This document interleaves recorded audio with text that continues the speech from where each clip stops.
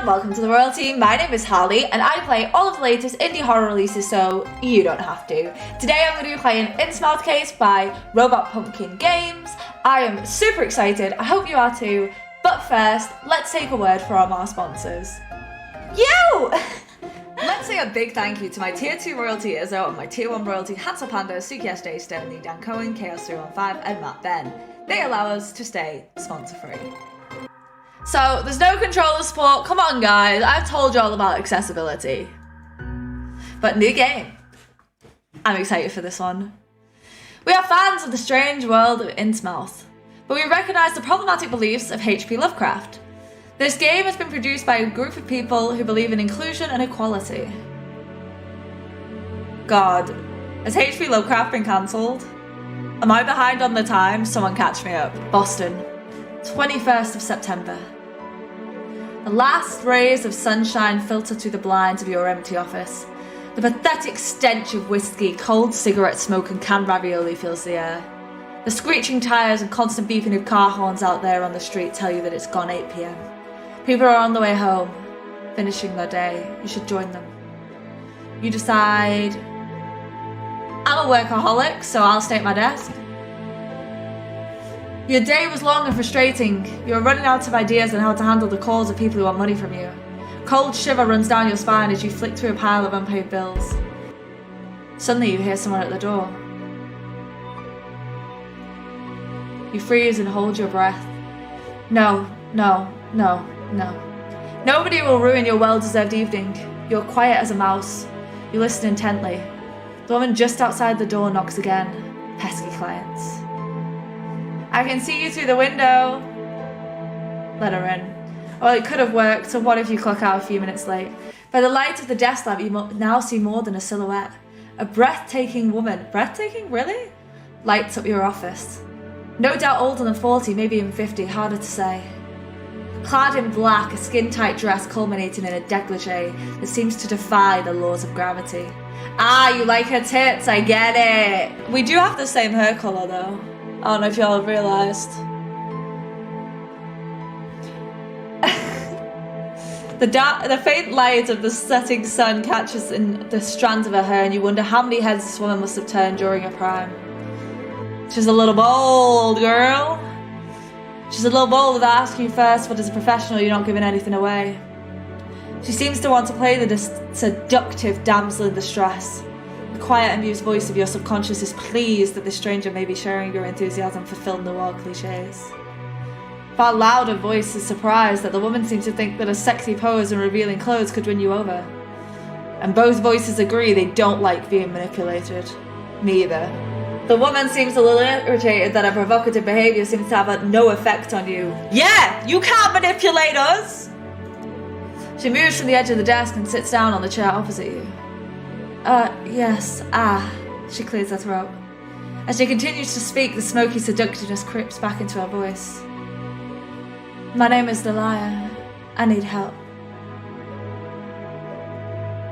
Ask for more details. It's about my daughter, Tabitha. She's disappeared. Yo-yos? Hold on. Yo-yos? Ring ring? Can you hear that? It's a 90s call and they want their outdated toys back. Dahlia blushes. Normally you would find this quite attractive, but in the case of a missing girl, beckons. You're actually unconvinced by the way this woman pretends to be a mother. She remains silent. Confront her! Something's fishy here. You have a nose for this sort of thing, that's why you became a private investigator. To be more precise, that's why you took an online detective course!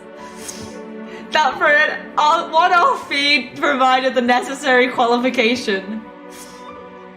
It's time for you to take your visitor to task. You look at her closely. You're sticking to your principles, that's exactly what your instructor warned you about. Still, it feels good. Dahlia takes a step back and releases her tightly crossed arms. What does your daughter look like? She's 8. She's 8 and this is your demeanor? What the Are you serious? Your child is 8! She's only 8 and the sweetest girl you can imagine. She's been missing without a trace since last week.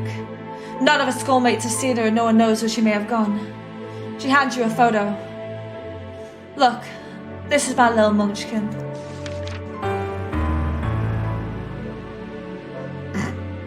I can see why she's got no friends. Good heavens, is this supposed to be a joke? Is that really the face of a child or a shoddy photo of it? Are you being filmed as part of a reality TV show? Bit of stomach acid and the last bite of lunch slowly but surely makes their way up into the back of your mouth. I'm gonna swallow it. Narrow eyes, you swallow the bile and involuntarily pull a face. Dahlia continues to look at you hopefully. She obviously didn't notice your little mishap. That was close. Could have been unpleasant. I'm so desperate. Do you think there's something strange about your child, like its appearance? Taking your life into your hands, you ask the mother, do you think there's something a bit strange about your daughter? It's called puberty, Dahlia snarls. You should try it sometime. Also, this has nothing to do with the case. She looks at you contemptuously. I'm going to persist. Leave the evaluation to a professional. Your child's facial skill is more scaly than those poor souls you sometimes see on afternoon talk shows. Besides, she doesn't seem to have a nose. It's a rare genetic defect. For a widowed single mum, you're surprisingly well dressed. For a fisherman's widow and a single mum, you're surprisingly well dressed. Either the tourism industry is more lucrative than I thought, or your husband was quite well insured. You take a theatrical break. Or is there another explanation? Dahlia smiles uncertainly. My family is wealthy. Old money and some kind of local nobility. I don't understand what this question has to do with my missing daughter. There is a combative glint in her eyes. It's none of my business where you get your money from, but if the source is unorthodox, it could be related to your daughter's disappearance. Your pen hovers across the note you've taken. Missing daughter, dodgy lady. Are you going to take the case or not? I'll accept. You nod. A missing persons case, nothing unusual. You take another look at the photo before you pack your things. The next morning you travel. I'm going to hitchhike. I think that's a good way to go. Low clouds hang in the Boston sky. The air is grey, cold and wet. The progress of your mission depends on the charity and compassion of strangers. Your mood is optimistic. You've got a good feeling about this. The secret is to make a good impression. Just not scare any potential opportunities. Best to hide your true character away until you're in the car. What's your true character, bro? Look, Mom, a poor person. The little one finally delivers her verdict cheerfully. Poor? That's really an exaggeration of the facts, and on top of that, rude. Explain to the little girl. Your knees crack as you squat down in front of the little girl and you say, it's not as if I sometimes wouldn't like to lead a cushy, lazy, uncreative life like your parents. But if all of us were striving only for comfort and mediocrity in our lives, where would the art be? The adventure, the self-determination that takes some people to higher spheres. It makes it create work from which the rest of humanity benefits for centuries. Stand at the edge of the parking lot and just act normal. Walk them down the side of the road and wave at oncoming traffic. Every now and then, drivers actually slow down and crack their windows. Exchange a few words with them, but it's not until the 7th attempt that a driver replies he's actually going to Innsmouth with his wife, and that they would like to take you with them for a small share of fuel money. Jackpot. There are cookies. Oh, I'm getting cookies! Cookies and tea? Let's go! The journey is quick and without any further hitches. Free. We wish you a pleasant stay. Can't help but feel disturbed. Something strikes you as odd. It's the number of exclamation marks. You look skeptically at the welcome sign. Someone clever once said 5 exclamation marks is a sure sign of an insane mind.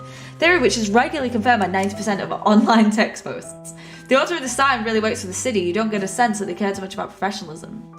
Perhaps you should move your PI offices to this place. Now you realise it was stone cold profit-seeking calculation. Feels as if someone told you yet again that Santa isn't real.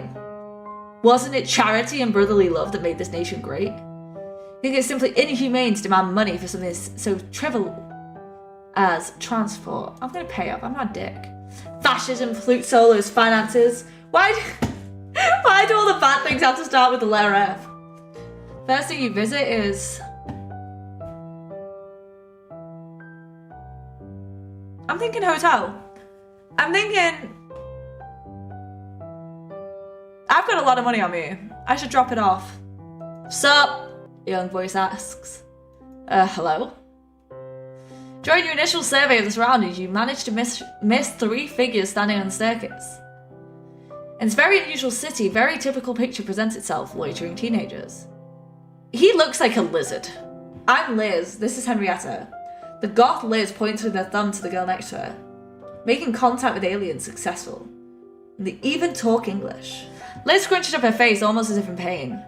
She seems to consider how much social status she's losing just by simply talking to someone who uses words like cool and hip. Your skillful torture method works. Well, I think it'd be smashing if you could help me out. Really radical. Liz simply can't take any more of your youth speak and caves in. Hey man, lots of people go missing here, chill. Anything you smoke now, they can't, so effectively you're helping these kids stay clean. You're really an unsung hero. With this rationalization you inhale deeply for our youth, for our future. That's the excuse I'm going to use in future. But I'm too smart for this. I'm not one of those sheep who'll show up for the slaughter voluntarily. Like the mayor, man. The adults have no clue here, they're all puppets. Especially my dad. He doesn't get my vibe. All makes sense, the city is made of puppets. Maybe this pubescent teenager is onto something.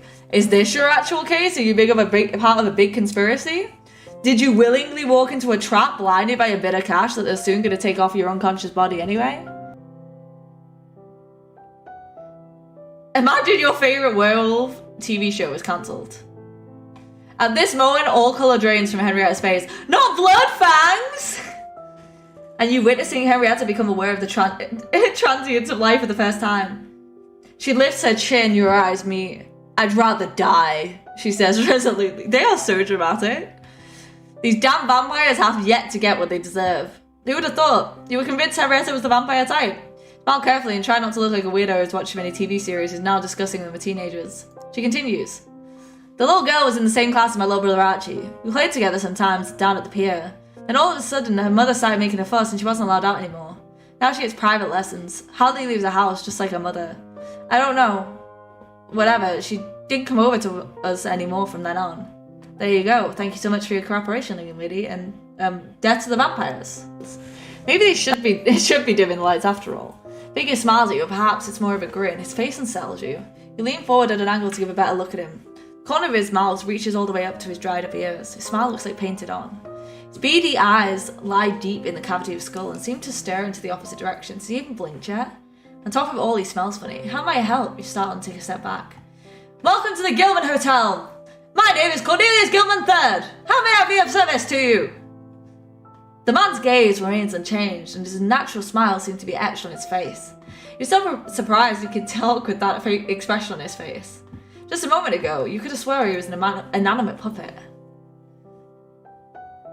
Just like now, he's not speaking. You have beautiful eyes, you whisper and lean over the counter. Any plans tonight? Yes, the concierge say. Okay, someone's playing hard to get, but two can play that game. You move away from the counter with a heavy heart. No, I'm going to restart because I don't want to stay here. I'm going to restart because I don't want to stay here. What if I inspect the cars? You look around again just to make sure that the people who own the cars aren't hiding somewhere with a shotgun at the ready. Coast is clear. First you walk over to the antique car. Well, you're not a car expert, but the car looks antique to you anyway. Both seats inside are made of white leather, a bit tacky. Turn away from the antique car and look towards the van. No writing on the side. Regular registration plate. The windows in the front backed out. Hang on, you have a brainwave. Maybe this is the van in which poor Tabitha had been pulled when she was kidnapped. When she was lured to her awful fate by sweets and lollipops. Sounds completely plausible. Of course, it all makes sense. In all likelihood, you managed to find the actual kidnapper and the seed of evil that's wrong in the case. All you had to do was book a hotel room and stare at cars. Natural, now all you need is some proof. Try to get in the boot. Of course, whatever you're looking for must be in the back of the van. Excitedly walk around the door. Sadly, the door is not open. That would have been truly lucky, full of optimism. You try and see if the door's been left unlocked. Noticeable resistance when you turn the handle. Damn, you won't get in without a car key. Smash the window. Brilliant idea. Your brain is running at full speed while contemplating for its ingenuity. A good day indeed. With your elbow! All heroes of the 80s and 90s action movies get right in they have to collect dividends. Yes, in order to expose a child trafficking ring, an investigator sometimes has to operate within the grey areas of the law. Whether they like it or not. And you were all for it. So much for you lift an arm up high and smash it right into the window. Silence. There's a short, muffled noise when your elbow hits the extremely resistant window glass and silence. In agonizing pain, you stagger back from the still intact window and soon you start jumping around in a circle, cursing Bruce Willis' manly biceps. Someone wrapped barbed wire around your arm. You've almost crippled yourself. No! No, alright, I want to break the window. I just want to break the window. Like, that sounds fun. Of course you're going to use a rock. You're not completely stupid. You look around for the ground for a suitable stone. You found it.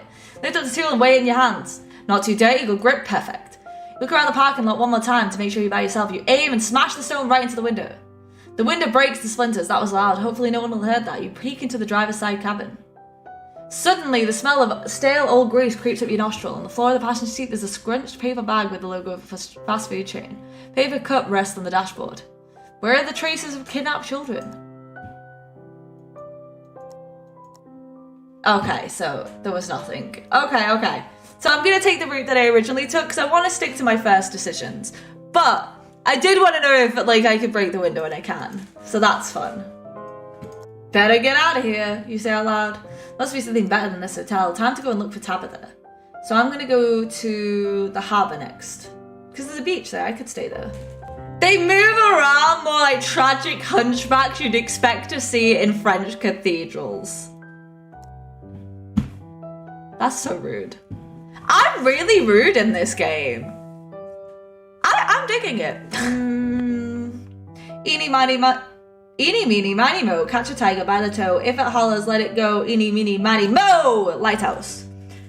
Initially, it looked like the lighthouse was close, but as you keep walking, you realize the trip is longer than expected. Okay.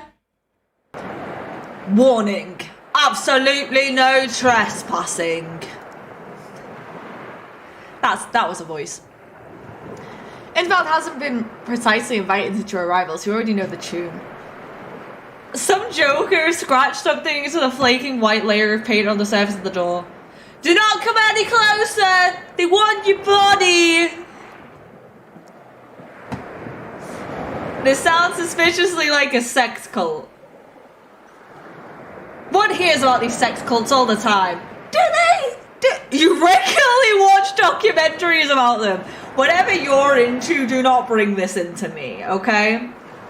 On special websites you visit in incognito mode, this special and intensive form of preparation should have taught you everything you know of what to do if you ever encounter a cult.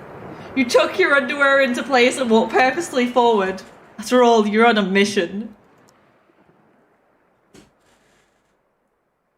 You into sex cults, bro? You consider the danger that this dilapidated old building may hold. A fragile building about to collapse. UFO nutters with aluminium hats. Sex-hungry, mindless, and naked cultists. House dust. Not to mention the missing girl that you need to find. Still, how often do you come to a place like this? You seem kind of happy about being here, bro. Almost automatically, your hand comes to rest on the black iron door handle and pushes it down slowly and carefully. The door opens a crack, giving you a small glimpse into the neglected interior of the lighthouse. Darkness. I'm gonna go. Unsure of what to do next, you peek into the darkness. It's a very tall building. A very, very tall and thin building, admittedly. It's highly unlikely that the lighthouse will collapse today of all days. At least that's what you keep repeating in your mind like a mantra. You step inside. You think a sex cult in here is now a bit unlikely, but you do not want to give up hope just yet. You know what? Keep your hope, bro. I hope it is a sex cult. For you. For you. What now? The chance of you getting caught up in a sex cult decreases with every step you take. Keep walking. Just because the core of the spiral staircase is a bit loose doesn't mean it necessarily means it's going to collapse. Perhaps it's just a residual alcohol in your bloodstream that's caused everything to spin. On the back, you find a small text in English. Means of payment necessary to the purchase of goods and services. Valid from, to, with some doodles instead of a date. Maybe it's art. No question is whether or not you're gonna pocket the money. Yep. I'm gonna 100% steal that money. Like, I'm broke. That's quite clear. The bed. Doesn't look super cozy. That's the press used for sleep cycle and Wait! Used for sleep cycle and procreation rituals. Traditionally used during the nighttime for care instructions, terminology check. This is an alien story, isn't it? This is aliens! This is aliens! Maybe the lighthouse keeper was a little soft in the head. Probably the loneliness. That's a bit rude. I'm so damn rude in this game. You've done it! You've made it to the top of the lighthouse. Not in a million years did you think that this job would take you to such an exciting place in a boring coastal town. There is still a nasty thunderstorm, and the lightning keeps illuminating the glass cage in erratic intervals. Spellbound, you look at the roaring waves. They're beautiful. The power and steady movement of the waves, the foamy salt water splashing upon so incredibly high. You're so enticed by all that majestic beauty, you almost wish you were outside now to feel the fresh sea breeze on your skin. Why did you come here again? Try to tear yourself away from the endless spectacle of the sea and turn your attention to the centre of the small glass dome. So then you make a curious observation. The lighthouse has no light at all. There is no light construction that could rotate in the direction of the harbour or the sea. Not even a flashlight and a microphone stand. But you'd expect some kind of electrical machine. There is only a black column of about 3 foot high, whose curved forms merged at the top into a kind of marble plate. An altar, a voice in the back of your head informs you. Look at the cube. Intrigued, you walk closer. The material of the cube is bronze. It glistens dully in front of the black marble column.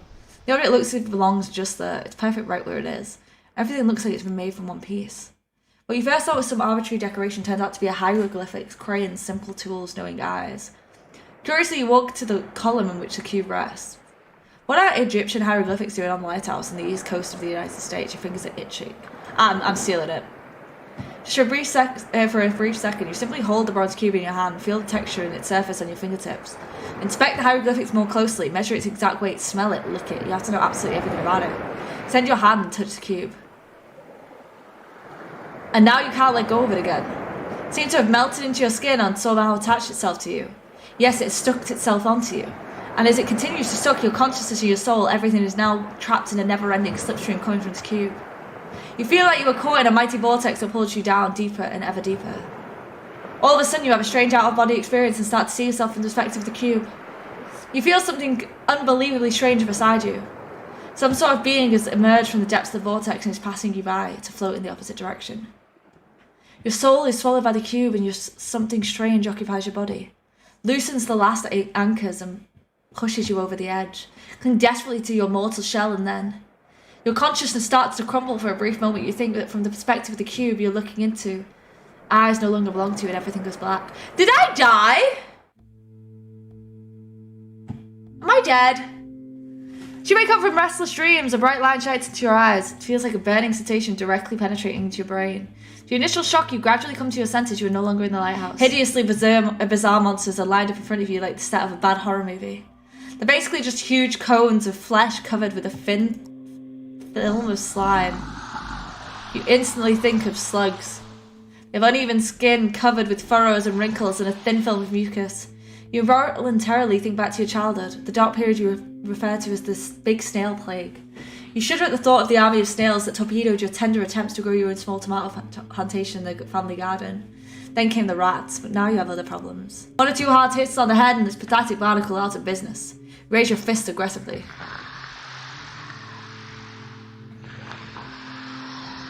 But instead of your hands, these scissors at the end of tentacles appear in front of your eyes. You stare down at yourself in disbelief and find yourself transformed into monstrous vermin. Where you're expected to see your legs, there is only a fleshy cone from which 4 tentacles grow a pitiful claw arm. A trumpet-like extension around your neck. You're no longer in your own body. What's happening to me? You ask yourself. But you already know it yourself, you're one of those monsters. You faint. You should be able to understand me now. You open your eyes, you are still in the same position where you lost consciousness.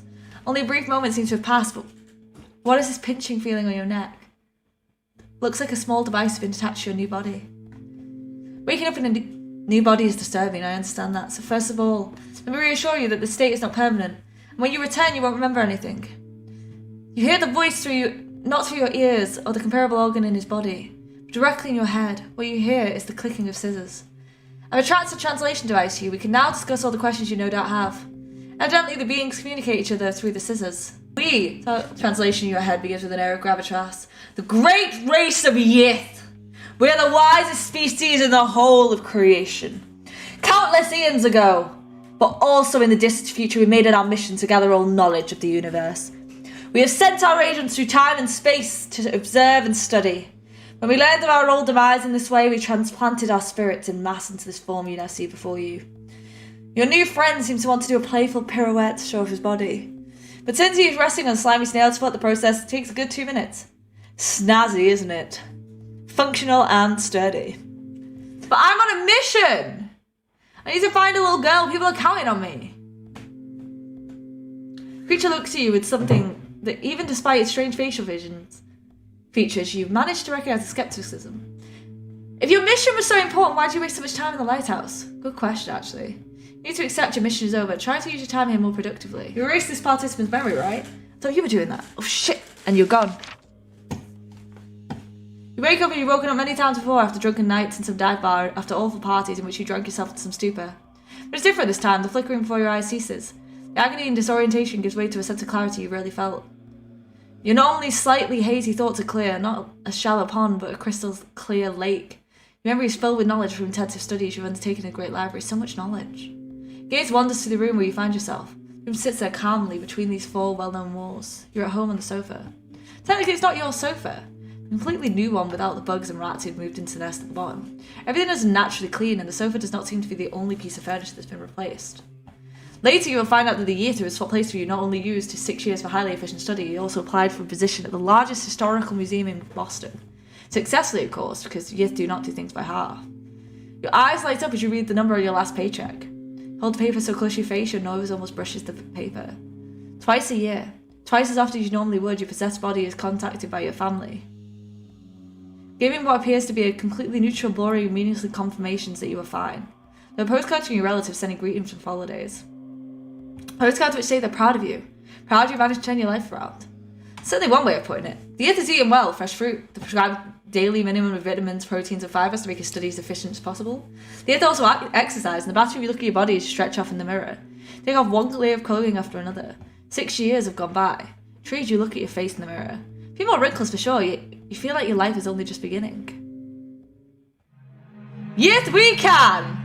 Spend 6 years of your life living among the earth as if you had anything else going on.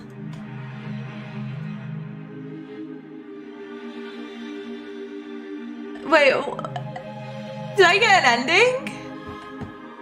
I think I got an ending. Yes, we can. I love it. So, I failed at my job.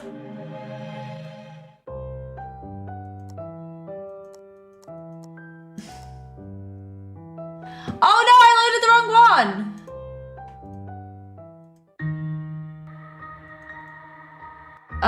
Harbour. I'm gonna load from the harbour. Cause like, I think we were doing well. I think we were doing well until we, ended up in the lighthouse. So the difference is I'm not gonna take the lighthouse. Engraved on it, Historic Order of the Dragon. I'm gonna have to find out what's going on. You walk up to the crowd, you peek over the shoulders of the stocky figures in front of you who are listening to the two men and occasionally nod or mumble words of dissent. One of the two squabblers, a weather-beaten man with bulging eyes, is just about to launch the finale of his speech. And therefore Dagon is the one God who created us in his own image. And his only son is Obed Marsh, who came to this earth as a man, and he has a Dagon himself because we... No! His counterpart interrupts. He is a bearded professor type, dressed in a grey wool sweater, who highlights every word with an aggressive jab of the pipe of his hand. Dagon is the creator of the world, but he's above us. He has no children or nothing close to that kind of thing. Even saying that is heresy. Heresy, lol. To the writings of the prophets Abdul al-Zarad. Scrunch up face and the high-pitching voice. The sailor repeats the last words. Abdul al-Zarad. What a load of horse dung. The crowd is now on fire. The fists are raised and the cackling tension of the onlookers. Oh yeah? The whole Obed Marsh was born by immaculate conception while Miriam Marsh was bathing in the sea story? What do you call that? She was blessed there to receive Obed, and you know it. The bug-eyed sailor shouts, no longer trying to contain his anger. You know it, he adds, hissing quietly. Oh, hell yeah. You decide it's a good idea to get involved in religiously motivated arguments. You push your way through to the ranks of the Gawkers and clear your throat loudly. Two men turn to you, as does everyone else present. You examine for a few seconds and judging by the disparaging look, the collective has quickly become to a unanimous verdict. You're not welcome here. I can help, you promise, ever the optimist. The face of the fisherman lights up. You immediately realise the grave tactical error you just made. You're asking a religious nutter to explain his worldview to you. Might take a while. You jump in to act as a human buffer between the two agitated party. Hey! What's the point of this? Two men still looking at each other, panting with excitement. You advise them to turn to the teaching of their religion. Can't your religion help you with your conflict? That's what religions are for, right? To provide guidance in difficult moments to desperate people or celebrities. Both fake groups pause for a moment. The forward expressions on their face indicate genuine surprise. Exactly! Our religion, they ask almost in unison. In the Shoggoth songs 7-11, it is written that the child of Dagon must not harm his brothers and sisters, someone shouts in the crowd. Also says that you should throw your third-born child into the sea, and no one does that! The Cthulhu chorals instruct us to slay anyone who soils the name of our god, someone murmurs to the bridge with a tense silence. Doesn't help us with our issue. Perhaps our guest is right, one of the two leaders shouts, his arms stretched out wild, the other one agrees. As it's better to take a heathen outside to remind us that the answer to all of our questions. Here, he theatrically waves his green Bible up to the heavens, lying in the writings of Dagon, and the writings of Abdul-Zarid, the other man quickly adds. It obviously takes a fisherman a lot of effort not to hit him over the head with his Bible, but instead he takes a deep breath. Remarkable. Now let's each consult our scriptures and see which one of us is right. The mob forms two reading groups and sits down on the uncomfortable floor in front of the church to study their Bibles. Few of the angry sailors who were screaming loudly until such a few seconds ago are suddenly in a terrible hurry. They apologise. Children to look after, washing to be done. Why is the church so shit? Why has the building been vandalised so badly, you ask bluntly. If the man didn't hear you, he's ignoring you intentionally. He's still laughing about his own private joke. Clearly the church isn't the only thing that's been damaged. I'm going to restart this because I kind of feel like I did something wrong with the man.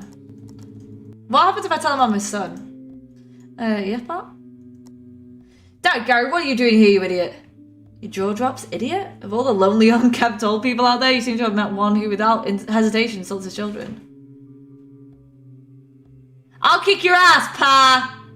You say in a chippy tone and a throaty laugh which ends to a rather worryingly violent coughing fit. Maybe your days have been too stressful so far, at least you've entertained this old man. Only all your missions for that early. Whether everything has been prepared. No, but we're getting there. That's all you get in response. Big moment, don't ruin it. What are we doing again? Now, Gary, when will you stop being a utter disappointment? You're about to intervene on Gary's behalf, but the old man continues. You'll find us 3 non-believers and we'll sacrifice them tonight, just as we've discussed it plenty of times before. Know your nerves are flame, keep it together, damn it. They need to learn to respect you, don't think about telling them what you've wasted your last few years of your life on.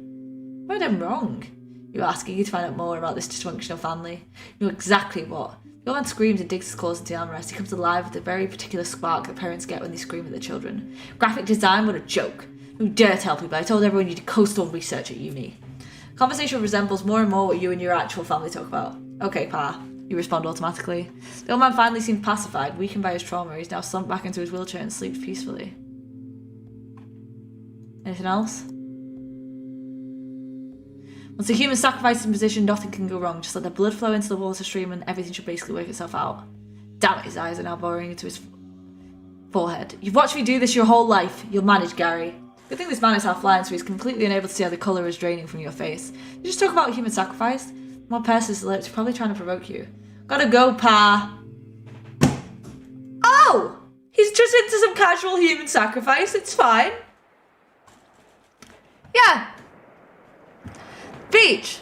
Screeching of seagulls, an endless white, well, brown, okay fine, grey beach at the sound of waves. Clean, well, potentially clean water. The algae are way too dense to really tell. You walk on the sand and move a little closer to the waterline. Curious about what you might discover there. A tourist trap. That's what you'll find here. You don't give a bit and walk back to the sandy part of the beach. Am I really just gonna, like, not investigate that?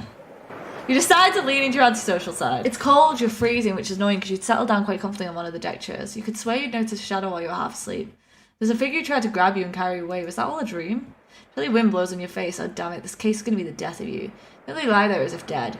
Your attempts to return to a more comfortable position are punished by a stabbing pain from behind. Some bit from the chair is digging into you. Then you notice that the lights you were heading towards are moving. They do not stand still but twitch back and forth. Hang on a minute. We're on a beach. It's night. Weird blinking lights. This is clearly a sex call! We're back, boys! Those perverts have no respect for anything. The nudist zone must be further along the beach now they started. So not to tell them off. Somebody like you. Your time has come, you've decided to approach them.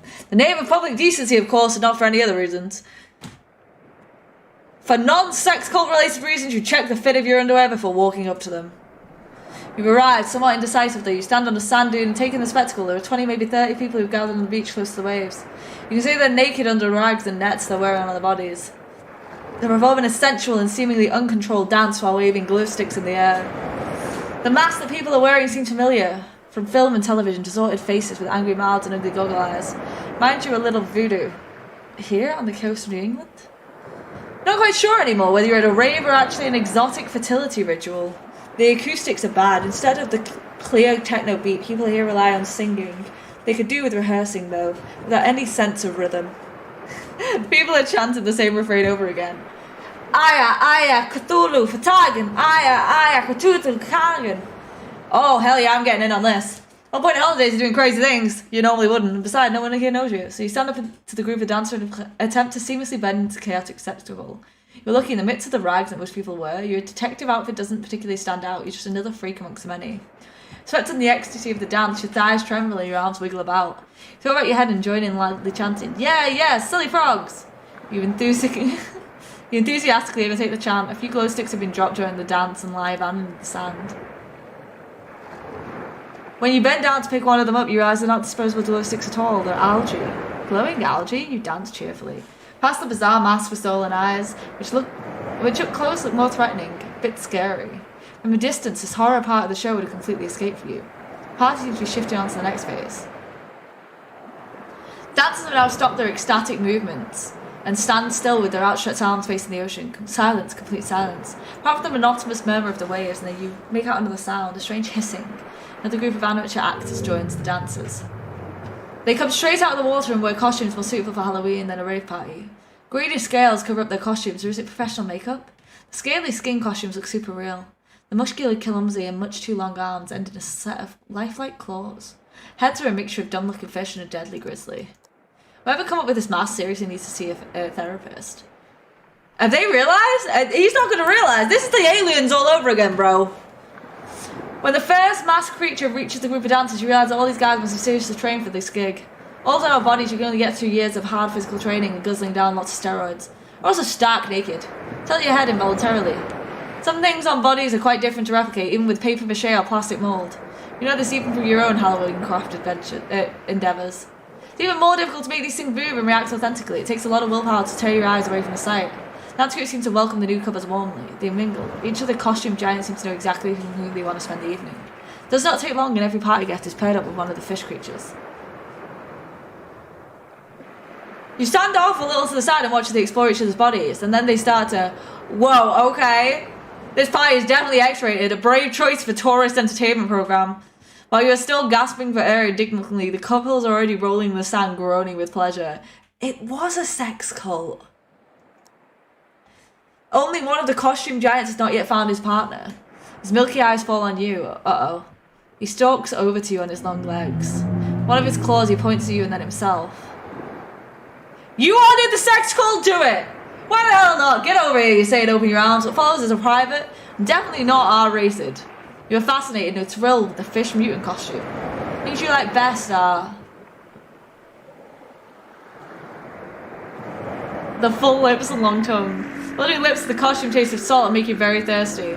But of course, the fact that you are sweating and rolling around in the sand with this man, his thin, long tongue explores the back of your mouth. It touches the back of your throat and briefly causes you to gag, which almost ruins your sensual foreplay. That was wild. When the deed is done, you lie on the cool sand in your partner's enveloping embrace. All around you, the other couples do the same. Together, you look up at the green cube of the starry sky. No words are needed. The man in the fish costume only makes hissing and bleating sounds, but you have a deeper connection. This is rare. You feel at ease, maybe the first time in your life. Time flies much too fast. The rave party's over. Most of the dancers from Innsmouth start walking back towards the harbour on shaky legs. So your parting is near too. Try to give me your phone number, but he plays dumb. He snarls and shuffles towards the ocean. Just when you think you've found someone who can live out your animal instincts, that person decides to wordlessly disappear into the sea. Typical. You watch thoughtfully as his head disappears between the waves. You're not 100% sure if you used this day to the fullest, considering the reason you actually came here. Neither are you sure who this guy and his friends were, or why they showed up in costume to an orgy. And well, some other things also remain unclear. With a sigh, you pat the sand off your clothes and make your way to the hotel. I banged that thing? I straight up banged it! Oh my god. So, do the guests know that they're locked in the building overnight? Will there be another gormless tourist in an hour or two trying to get in just like you are now? Not actually a problem, you remind yourself. You turn around and leave the hotel and walk back to the street. Well, at least we had an afternoon nap before our sex fades. You wander the streets, the dark clouds spread out from the sea like claws that ominously reach from the town. Reach for you. The sun is set and the temperature is dropping fast. The air too gets cooler and a rough wind whips through the alleys. You're lost. At least you're not completely on your own. Look at that, even at this late hour there are groups of people out patrolling, with torches and pitchforks, and knives and nets. I'm gonna walk towards them. As repulsive and dangerous as they may seem with their impoverished weapons, you've never been someone who judges a book by the cover, especially not when you're cold and sleepy. Before you reveal yourself to the patrol, you think again whether you should prepare yourself. Don't do anything. I'll be alright. The people of Innsmouth sometimes behave a bit strangely, you admit, but there's no reason to become a paranoid outlaw. That's skies, but with a winning smile, you walk up to the group of townfolks. There! There! Screams the front man. An old fisherman with a white bushy beard, he waves his torch in your direction. His friends limp towards you, the rags and raincoats and rags flap awkwardly against their bodies. Aya! Cthulhu for tagging! Considering they're a limping horde of deformed lunatics, you manage to surround you quickly. Light the torches dance in the rain, make already scary faces look more... Ooh. Nervously they lick their bulging lips while they stick out their torches, knives and pitchforks to keep you in check. Even if the people of Innsmouth suffer from radiation poisoning, it would explain so much. You stare into some strangely deformed, elongated pupils. We're gonna have some fun tonight. He's looking at something. Someone next to you. Before considering what the hell is happening, something hits you against the back of the head, you lose consciousness. Freezing cold, whispering, arguing raindrops roll off your forehead. A pungent smell of fish you've almost gotten used to. Damn it. Your cheek is pressed against something cool. It's the first moment of disorientation you realise you're laying somewhere out on the street. You open your eyes. Situation not new to you. On several drunken nights in Boston, you've ended up near a trash can on a dodgy side street. It's perfectly normal. You groan as you raise your head and you immediately regret moving. As you can feel at the back of your head is pain. No doubt you were knocked out. You try to touch the back of your head but fail. It seems to be tied up. Okay, this isn't normal. Wonder if those gangsters have stolen your wallet and emptied your bank account. Does they have your apartment key? Have you already been to your crappy apartment in Boston? What about your goldfish Al? You really should have fed him again before you left. Damn. You're gonna lose everything. Everything. Never take away your online private detective license. A worn down boot suddenly appears and you feel a vision. Awake already? A voice croaks from above. Enjoyed your stay in our little town today, landlubber. Enjoyed it? I love it here. Man blinks, but why? The nice people! The people who give you the creeps, they continue to watch you silently. There's an anonymity in Boston. Person on the green line could be on fire, you wouldn't be paying them much attention. Damn, the man whistles if impressed. You're a tough guy, I'll give you that. I wonder how long you'll last when you're on fire. Fire?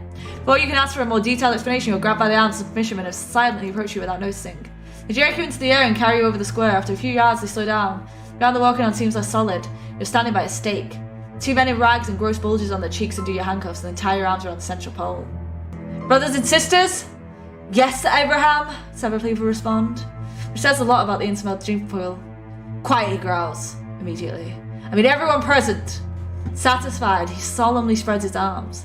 You now see the hand at which he holds the torch, a single flap of skin wrapped around the log. The hour approaches. Before you stand, our tribute to Dagon, we share the sacrifice and the blessing. But we are faithful children of the... He falls silent. Dozen tourists walk out of the next alley along. The villagers look surprised and exchange baffled looks. Some look to Abraham for help. Embarrassed, Abraham drops the torch. Help! Help me please! Rescue me!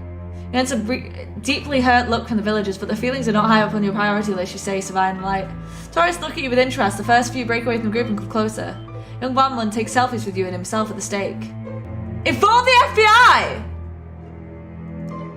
That's right, the FBI is the right institution to take part of this incestuous fish-infested town. The man fires at you like he looks at you like confused. The magnet is drawn to the screen of his mobile phone. The what? He asks, lost in thought as he types something on the device that's not going well. Torres stands in amazement before the stake. It's one of them medieval games like they do in Salem. They do that all over Europe too, with knights and stuff like that. Sure, he replies, but that turns out to be the wrong move. Torres waves over his companions. A group of tourists assemble in front of the stake, which means the locals can no longer see you. Some of the rough-looking men in fisherman coats come up to Abram and speak to him. They're obviously getting nervous. Meanwhile, a few of the tourists breaks away. They bound me to the stake to burn me alive, you explain with as much patience as you can muster. These people here are clearly insane. It's all your hopes the group of tourists turn out to be no help whatsoever. Polite interest, they listen to your explanation, which they consider to be part of a reenactment of the witch trials. You can feel a massive headache come on. Like in Salem? Squeaks an elderly lady with more enthusiasm than appropriate for this whole situation. That's so dicey. That's so dicey. Some villagers give you a round of applause, but the majority of the audience stands there awkwardly. Abraham just shrugs. Then he puts the burning torch on the wood and the crackling sounds of fire consumes the fire branches. Sight of the spreading flames in a piece. Oh, fire. The naughty rebellion amongst the four elements, the slowly approaching flames take you back to your childhood. Evening under stars in which you watch TV, or television. Doesn't take long for a whole pile of wood to be on fire. Heat is unbearable and your skin hurts so much you almost lose consciousness, but no luck. Only when your clothes are singed and blisters form on your cheeks does your circulatory system finally collapse.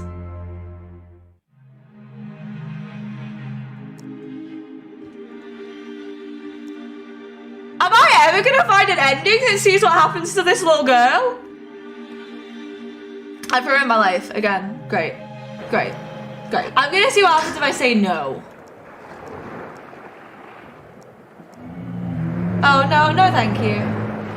You say quickly, holding your hands up defensively. Somehow the guy manages to wrinkle his chunky forehead. Unbelievable how lifelike the mask looks, you think to yourself. Then his body jerks forwards. On his stilt legs, he stands tall and proud in front of you, and then tightens his fist as far as his claws allow it. The toothed-mouthed opening of the fish mask emits a soft hissing sound. No means no, fish face! Big city, you constantly have to deal with a toxic alpha male behaviour. The scumbag doesn't know what he's gotten himself into harassing you like that. No means no, fish face! The couples interrupt their passionate encounters and stretch their neck in your direction. You look what's happening. Damn, you would have preferred to keep your private life out of Innsmouth gossip. Man in the costume still doesn't seem to understand that you're not interested in. He walks up, takes another step, and is now definitely invading your private space. Just as you start to look for escape options, one of the other amateur actors puts his hand on his shoulders and bites like a saber teeth. He hisses. Two of them head over to you. Finally, someone is coming over to your aid. They poke their index claws into his chest, wagging their arms and don't stop hitting at him. Meantime, all the couples have stopped, rubbing themselves against each other and now sit scowling on the cold sand. Even you, as the patron saint of the socially incompetent, knows this party has come to an early end. The group disbands, the dancer staggers off into the darkness. Costume actors disappear back into sea. How cool these guys, just sneak off. Okay. So, we didn't bang the creature, because they said to him, like, take the no, take the L. That's good. See, look at that, consent.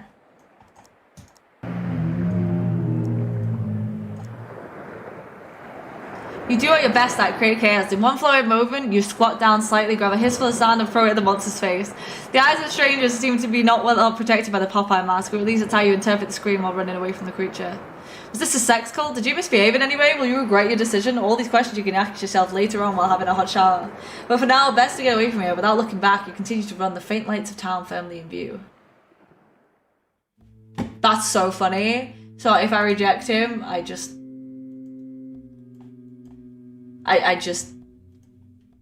go back to the hotel. So we're gonna have to bang. Oh no.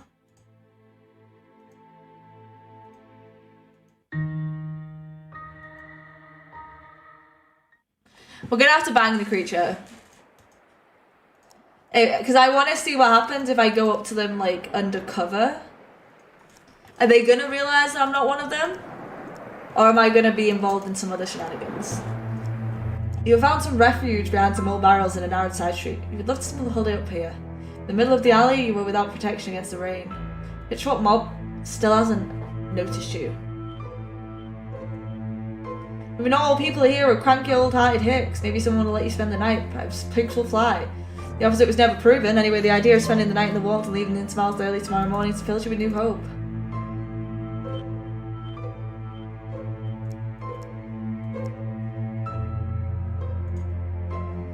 Throwing your already sparse manners overboard, you're leaning against the door to see if it opens. The whole facade seems to rock slightly, but the door does not give way. You stop the break-in attempt before any of the neighbours call the police.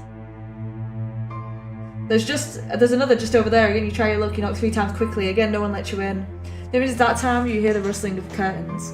In the window next to the door, the curtain sways slightly back and forth until it comes to a rest. Leaning your arms against the wood plank, you try and look inside, but it's too dark to see anything or anyone. Exactly kind of the cowardly attitude that has led this town into poverty and ruin, you hiss at the curtains. Someone must be living. Good deeds are what separates everyday heroes from common peasants. Good deeds like giving shelter to poor private detectives on rainy nights. Can't be sure that the occupant of this house has even heard a word you say, but so you feel a little better now.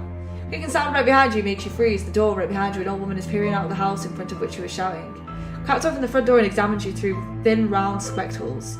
I drew an insect. Her voice was rough as sandpaper. What do you want? You have beautiful eyes. You let your charm work with magic. Beautiful eyes, you say to the old woman and wink at her. The old woman squeaks in delight. She sensually runs her hand with its parchment-like skin over the wooden door frame. Oh, you're a little rascal. The door opens a little more with a mixture of fascination and horror. You realise that all this is actually happening. White-haired woman keeps stroking the door frame. She wants to hear much more, that's clear. I didn't make a choice! I fucked up. Broken reaction. You have beautiful eyes. Are you gonna keep flirting with the old lady so she'll let you stay somewhere warm? Why not? Of course, you're putting everything in balance when it comes to potentially surviving this ghastly night in a dangerous town. How's it going, you added? And giggles like a teenager, perfectly takes a step to the side and motion for you to enter. Trying to make out details about the insides of the dark old house. Candles are lined up with the shelves and small side tables. A lot of them are almost burnt down, at least they keep you from running into the furniture. The old woman dragged you by the wrist into a small room which probably holds the guest bed. The guest bed is also lit by nothing other than candles. It looks far more inviting than the rest of the house. Probably due to the light-coloured wallpaper which is covering the rotted wood. White-haired lady has already sat down on the bed. She wants you to keep her company. Well, we've already banged a fish, dude. I may as well. You sex pest. What else is there to say? It works out okay. Grand scheme of things, you soon found out that the woman's name is Ethel, because at some point she asked you to shout out her name. She has 8 children, all of whom have since left home to go into the sea, but she won't go into more detail. You don't push her, you have other problems. You learn about a lot about life last night. For example, what you're willing to do for shelter and a warm meal, or how agile a 102-year-old woman with hip problems are when they really, really want something. Late at night, you still lie awake. Ethel snores peacefully, her short arms wrapped around you. It's nice and warmth. Your mind wanders to the patrols outside. What are these patrols looking for? And what do they want with them? Was this some kind of vigilante thing? You prefer not knowing. I hope the other tourists have been caught by these none of these other tourists have been caught by these creepy people. You hold your and snooze away. You're sleeping great. Ethel's prepared a huge breakfast for you, and the first sun rays of the day bathed at the bathhouse, which seemed so creepy last night in the soft light. It's crazy how perception can play tricks on you. Ethel, you say where the old lady does the dishes? Last night was incredibly hot. He says you wink at her. Thanks, kid, she replies, giggling and turning back to the dishes. What? That's it? Pretty cool. Damn, this woman is so cool. She already drives you crazy. Her movements caused by her hip problems resemble a robot dance. You sincerely hope to be this cool when you're 102. Let me know when you're back in town, kid. Ethel's last word before she slams the door in her face. The woman knows what she wants. Time to get out of here.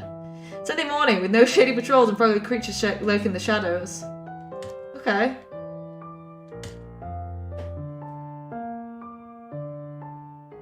Months later? Wait. Did I just, like, fuck off the case? First rays of sun caress your cheek. A good day indeed, even if the traffic right outside your bedroom is moderate today. At least for the early time of the day. A smile sneaks onto your face when you think about your trip to Innsmouth. Bunch of odd characters, no doubt, but just like country folk are. We already missed the sea breeze. Maybe another weekend trip to that seaside tune is suited his own later. Living like high society on a shoestring budget, and then you might be able to try those fish delicacies you've been dreaming about. The yawn, you bury your head back into your pillow for just a few more minutes. I banged a fish man and a woman! Like, a nice weekend? Cool. In the middle of this overflowing parking lot in the dead night, consider your options. Break into a car. You could break into a car, preferably one of the newer models, one that screams, take me, my battery still has some juice left. Step 1, break in. Use her up, there's no type for extravagant stunts. You'd love to smash a car window with your elbow, just like in the movies. Your weapon of choice, a stone that fits slimly into your fist, and soon we'll make an intimate acquaintance with the car window. Aim and the stone meets no resistance, the window is cranked down. Fine if irresponsible, some psycho may come along and steal the car. Not much delay, you pry open the plastic dashboard. We're half worried that many scenes of TV that someone short-circuits a car just made up nonsense, but today is your lucky day, it actually works. The engine is howling. You put the car into reverse and maneuver out of the parking space. Headlights illuminate the many hot cars which have been assembled here over decades. A shiver goes down your spine. Car dashes out of the car block and chases down the dirt road. Tells you there won't be any oncoming traffic tonight as you steer the car from the dirt road into the next country road. You're overcome by a sudden sense of relief. The engine roars and you speed off into the dark. Months later. Safe, you're at home. You managed to put an end to the schemes of kidnapping all the lives. You've escaped, but you're still under the spell of Innsmouth. A bad feeling. I did everything I could. I bet you I didn't. Is escape where I think it is? Ah! Nice! I actually survived! You'll walk if you have to. Nothing will stop you from leaving this godforsaken town. You'll walk a few miles home if that's what it takes. It wasn't that far, was it? Granted, your memories of how you got to Innsmouth in the first place are a bit fuzzy, but this is still the northern part of the East Coast. How long can it really take? Besides, you could deduct every mile of your journey from tax. Thought that is simultaneously comforting and unpleasant. Unpleasant because a long time ago you started this job to actually help people. Something must have gone terribly wrong in your life over the past few months. Under your feet, sand and pebbles crunch as you set off on your journey home. The moonlight illuminates the path that lies before you. A spotlight on the final act of your adventure. You're sleep deprived and tired. As you look around again, you notice once more many things in Innsmouth are makeshift. Really skimped on everything you think to yourself. Endless repeating to your right are an avenue of trees, and to your left, fallow fields, just like those cheap cartoons from the 80s, which one simple background image repeated over and over again, a wooden sound. You are now leaving Innsmouth. Okay, this is the plan after all. You keep walking along the path and on and on. The road to trees to your right seem unending. Okay, you keep moving and moving. Then sigh again, you are now leaving Innsmouth. Does that needed any more elucidation? Wooden boards nailed haphazardly and written on with matte red paint. Not a masterpiece by any stretch of the imagination, but always the same stupid text. You're now leaving. All the signs are identical. Down to the last small detail, you could swear it. They're in the last letter where the paint had been applied too thickly, and then it slowly trickled down the sign. You're starting to get a bad feeling about this. It's not actually quite complicated. You're walking in a straight line, simply moving forward. Explicit goal to put distance between yourself and this godforsaken hellhole. Why do you feel like a mouse trapped in a labyrinth? Laboratory rat, observed by cold, cruel eyes during a hopeless escape attempt. Go faster, that's right. Maybe you can simply outrun the background that keeps repeating itself. Without hesitation, you break into a sprint, which admittedly, because of your poor stamina, seems morphs into a leisurely jog. The only difference, the row of trees and signs now pass by you a little faster. Run a bit faster. You must persevere, you must get to the other side. You are now leaving Innsmouth. You can't give up now, you're now leaving Innsmouth. You already left this goddamn town. It should be the easiest thing in the world to reach the next town now. You're now leaving Innsmouth, child's play. You're now leaving Innsmouth, your heart is pounding. You're now leaving Innsmouth, you're unsure because you're running or because the panic raising in your chest. You're now leaving Innsmouth, your arms begin to tingle. You're now leaving Innsmouth, there's pressure building in your chest. You're now leaving Innsmouth. You have left Innsmouth forever. I had a heart attack! What? Out of curiosity, go home. You're trying to hide from your clients, you should make sure your big butt isn't sticking out your hiding place, idiot. You hear her walk away, the door slams shut, she's gone, you did it. Not only can you finally go home, but you also found some small change in a half-empty tobacco pouch under the table. This isn't so bad after all. You look out the window at the parking lot, a glamorous woman gets into a rental car and drives out of the parking lot with full throttle. You wonder what she wanted. Whatever, else I'll have to wait till Monday. Finally, you stretch out on your couch, a black and white mystery TV series flickers on TV. Blood alcohol levels reaching the pleasant point beyond no longer able to drive. Still well before everything that went in has to come out again. Next episode, the TV asks rhetorically, sure, go ahead. Next episode, serve men. You sigh. Only supernatural knock on your door. Sure as hell wouldn't miss that opportunity. Yes, you would. Rejecting the mission as an ending, I love that. There's a shovel in the heap of the earth that's piled up next to the pit. A light brown bag with many stains lies on the other side of the pit in the damp grass. The pit would have been dug a bit deeper for the bag to fit though. Sorry, I thought claps her hands. You freeze, you hadn't noticed her coming up behind you. It needs to be buried before it starts to stink. Hands grab the shaft of the shovel, but something catches your attention. It's a linen bag, its contents twist and turn with alarming regularity. What's in the bag? Well, if you really want to know, sweetie, Ethel leans against a pillar of the porch. Your question seems to amuse her. A bunch of old rabid ferrets. They came and dug up almost half the garden. Most of them I shot to kingdom come. The woman pretends to aim with a rifle. I must not have killed all of them right dead. Picture him in the linen cloth has your full attention. It's a regular, almost hypnotizing, like a lava lamp. Is there a human being in there? That's a piece of cake for a young person like you, wasn't it, sweetie? Claps her hands and leads you by the bag, and now the writhing is possessed by the devil. Go on, bag in, bit of dirt on top, the end. Skinny hand pats you on the back. I'll put on the kettle. Ethel returns to her house and leaves you alone with a dug ditch, a twin linen bag, and many questions. Now the old woman is gone, you can risk a peek. What is that moving in there?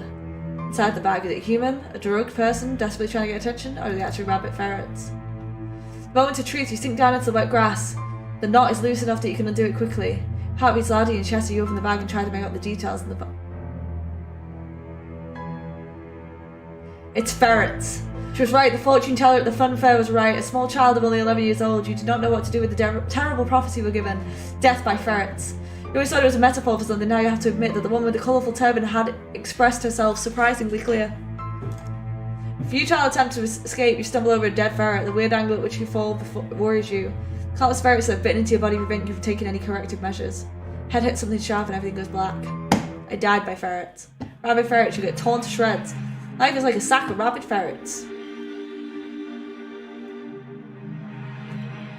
I can't believe I got killed by ferrets. That's ridiculous. I'm so mad. Mindful not to touch the still writhing bag, you push it carefully in the excavated pit. It actually did feel as if a few small animals were frantically running around in the bag. Old Ethel was obviously telling the truth. Life is a happy song and you shovel the heaped up soil back into the pit. First ray of sun caresses your cheeks. Good day indeed. Even the traffic right outside your bedroom is moderate today, at least for this time of early work. Thanks to your successful work at Innsmouth, you can afford to be at the office a little later. Dahlia did give you a big bonus to short you out for at least 6 months. Handle things the right way now, you manage to get follow-up cases, you should be financially stable in no time. Smile sneaks onto your face when you think about your trip to Innsmouth. A bunch of odd characters, no doubt, but that's just what country folk are like. You already missed the sea breeze. Remember another weekend trip to that little seaside town is in order soon. No, don't go. Oh, so there's different ways that I could innocently escape. Or... because that felt like a different ending. Ethel, could it be that, well, this is, well... you point to the twitching bag in the cold grass. Pretty messed up and heartless. I mean, did you really put a bunch of ferret carcasses and live ferrets into a bag in order to bury them together? And crosses her arms. They're ruining my garden. Change my mind. Drop the shovel and cross your arms resolutely. I can't support something like this. I mean, I myself have a goldfish. Ethel rubs her chin. Well, I guess there's nothing I can do. Really understand your scruples? Great the distance between you and this lunatic, the better. I'll be off, you say, Shilly, and sneak back into the house through the garden door. When it's dark, was it this dark before?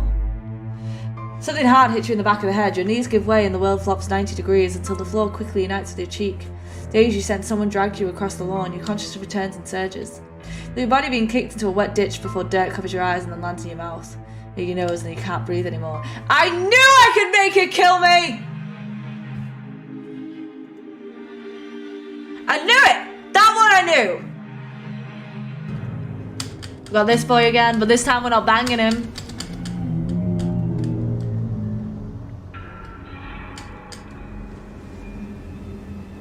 If only had a crowbar or something to hit the back with. You have to improvise instead of as you clap your hands. The tourist group forgets its struggle for survival for a few seconds. They all look over at you. You think they see one of them rolling their eyes, but it's hard to tell in the dim moonlight. The fish creature turns its massive head in your direction.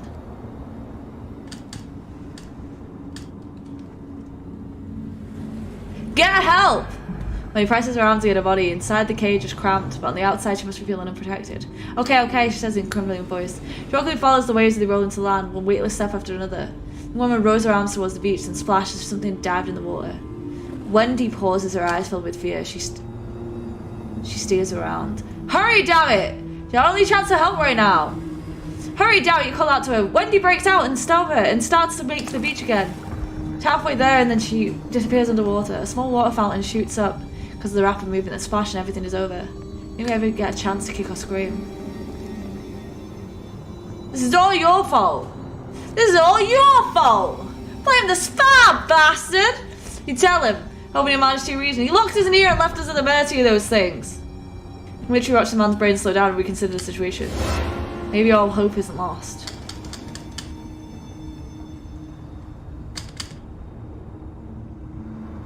Cling to the metal bars. Tubing cage must be good for something. When the things come for you, you're going to make it as hard as done possible as you can. But your fingers around the iron bars. The metal is cold and rusty, but surprisingly grippy. Cage is not very high, 8 feet most at the top. You could try climbing up. Underneath you, the waves splash against the bars. Attempt to climb up further. You attempt to lift yourself up and climb the metal bars. Works out straight away. Grip is firm and the panic provides you with plenty of adrenaline. Like a monkey, you climb to the upper bars. For God's sake, that's disgusting, an elderly woman says from below. Clearly, while hanging from the ceiling, the loose bathrobes reveal more than it conceals. But you're beyond caring right now. Ah! Another person cries. You look down, but by then there are only 4 people left. A young couple and a retired couple. Help! One young man and the retired couple shit. The man hisses. You blink and he's gone too. Oh, Roy, why did we have to come here? The old lady sobs into her husband's shoulder.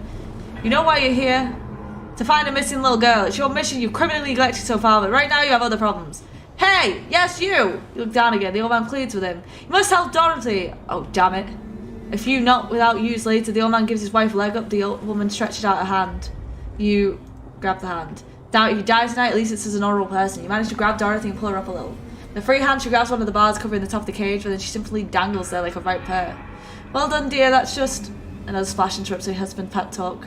Roy! Suddenly the water splashes up to the ceiling of the cage, and a sudden jerk tugs at Dorothy's. Still holding me by the hand. My leg, she cries miserably. Corner of your eye, you can see a glistening tentacle has wrapped itself around the calf of the old lady, and now it's pulling at her. You keep holding on. Then you grip around the hand. No use. Alright, well, I tried. I tried to save her. I did. I think I was like a good person that time. I tried to save the old woman. Let go of her hand without your extra hands. I think it slipped quickly from your skin. With one hand gripping the metal bar, the old woman dangs helplessly in the air in shock as she tries to get herself into a more stable position. Tentacles pull even harder and Dorothy drops into water and never come again. You arsehole! Wendy whispers in disgust. She's been following everything closely. You complete arsehole! I'm scared! You say. You don't even have to act. I don't want to die! Wendy looks into your eyes, the sadness in her face, but she seems to understand your behaviour. Patch your hands that cling into the bar. The young woman laughs hoarsely. Whatever, right? Who cares if we all get killed? Carefully settles on the cold, hard metal bars of the cage. Your position is even less comfortable. Your arm and legs wedged between the bars. All you can do is hope your position is secure and that you won't fall into the water. Though you've been lucky, whatever pulled the others down, it's not yet tried to pick you off the upper part of the cage. Shrieking the seagulls is the first thing you see, followed by the sound of waves. Sound that until last night you'd always associate with relaxation. Man, I don't believe it. It's a familiar voice that finally wakes you from your half-exhausted sleep. But how did this happen? How did you manage to stay here for so long? My arms would have fallen off. Arms, that's right.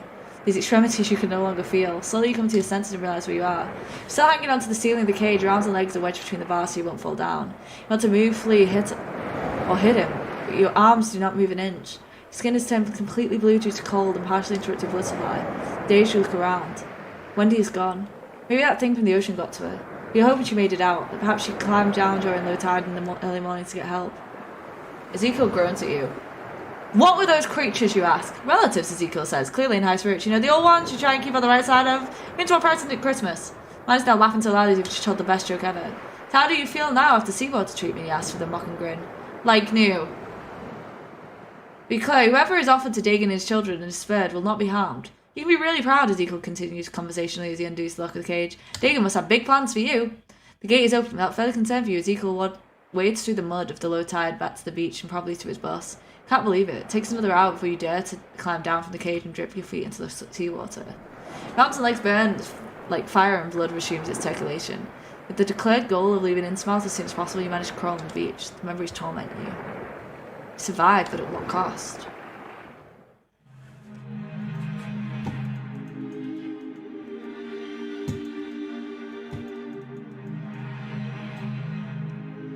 Are you serious? How many endings do I have? You wander over to your hands, your fingers feel stiff and you can't really move them anymore. They've turned into shovels, you could really use a few hours sleep. Are you ready for bed? Your body feels heavy as lead. You stand in the middle of the room. The warm stuffy air gives you a pleasant tired feeling. You're safe here. Maybe incestuous maniacs out there in the streets, but you're here, you are safe from them. You're on the bed like someone who has no intention of ever getting up again. You transition fluidly into a dream. You only just close your eyes and suddenly you're already somewhere else. Suddenly your worries are different. Running in a desolate grey maze of winding alleys, you can hear cheerful laughter of small children. Well, you could catch up, you could save the child and take them home to safety. You sprint down the path and turn around the corner, then around another. The highway stretches in front of you, but there's no person to be seen anywhere. What was that? Is that a shadow at the corner of the street back there? A silhouette of a strip. Cast a hasty glance over your shoulder and you see them out the corner of your eye. Shadows, but they have repugnant bodies. Can't really put it any different. You catch glimpses of oily skin, swollen bodies, even tentacles. But nothing stays in one place. Everything seems to be constantly moving around. Body metamorphosis. Patches of skin tear open and close again with awful smacking sounds. You briefly catch a glimpse of the thing that was following you silently. You already already seen more than you should. A short glance was more than enough. No human being can stand looking at this creature without completely losing their mind. It's right behind you. Figure in the distance has already disappeared behind the next corner. Maybe you can still catch up with it. The alleys wind make through town in confusing ways. Nothing makes sense anymore.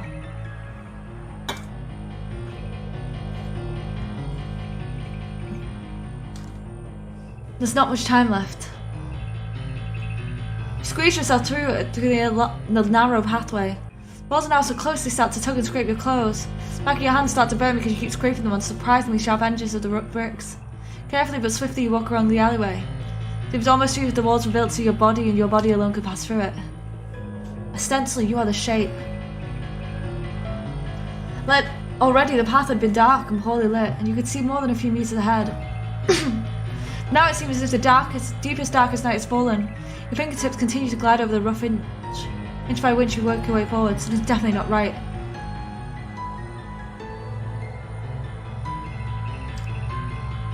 You keep going, but now you've forgotten why you started walking in the first place. Stone walls appear to be crawling into your skin. You feel sheltered and safe. It's always been your destiny to be in this place right now. Final destination at last. You never wake up again. You die in your sleep?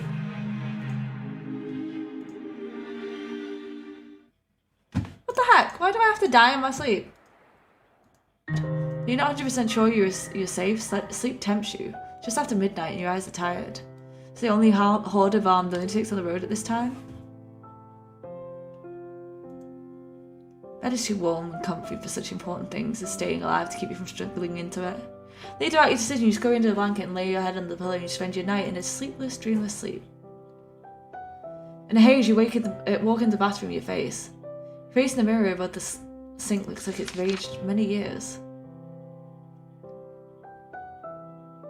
You walk through the corridors and down to the key in the foyer. You give Mr. Gilliman the key.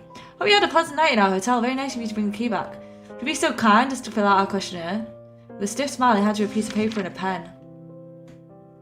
You write obscenities into the difference box. The nicest smile, you write the wildest insults balancing on the edge of legality that you can think of in the early morning. When you put the pen down, you feel much better. You had to get that out. You'd love to ask Mr. Gilliman questions about everything that went on last night, but instinct that usually prefers to sleep advises you to get out of here while you can. None of the holidaymakers that you met around town yesterday are anywhere to be seen on the way back. Most leaving Innsmouth for Boston is already waiting for you. Seems to be just waiting for you and a handful of disfigured villagers. Not a single tourist is among the travellers. They were probably much farther than you and all arrived by car. The old bus starts to move, you decide to stop thinking about it.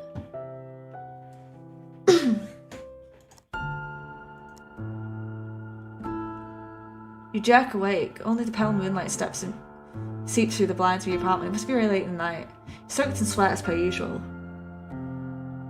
You sit upon the edge of the bed and try to calm down. You're safe, you're at home. You manage to put an end to the schemes that kidnapping the lives. You've escaped. You're still under the spell of Innsmouth.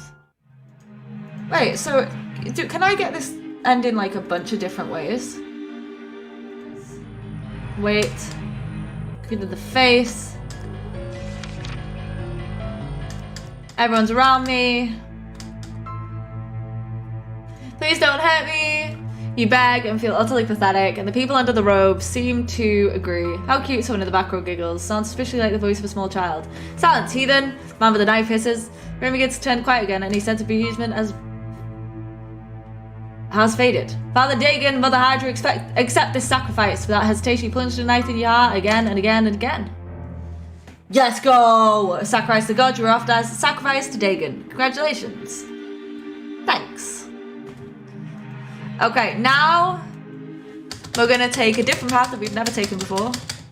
Because, you know, I have some questions. I have some things that I want to do, okay? Like, stop judging me. I'm just doing things, okay? There's I definitely saw, like, a thing about the barber.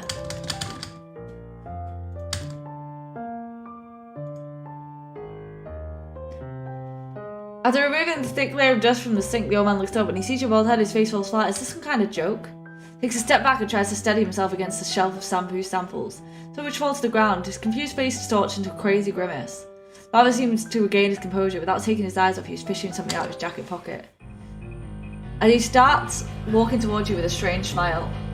Try to calm him down. So calm down, it's a simple misunderstanding. With a strangely smooth movement, Mr. Baldwin suddenly holds a blade against your throat.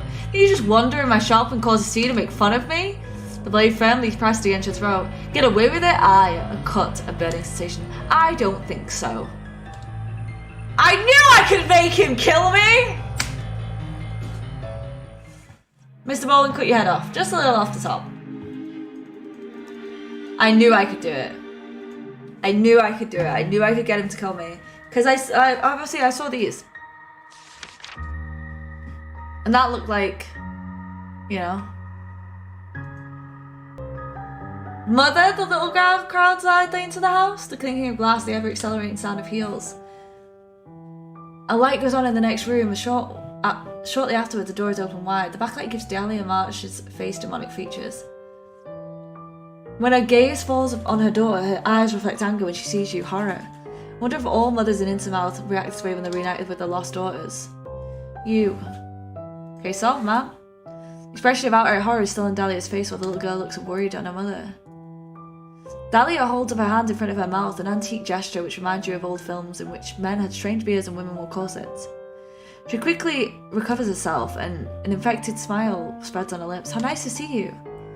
Before you can reply anything, she kneels down gracefully and ruffles her daughter's hair. There you are, Angel, you okay? And the nods when she actually said anything to you enter the house. Dahlia seems to be satisfied with this response, apparently completely recovered from her initial shock. Forget someone gives you a dazzling smile. Dinner's almost ready.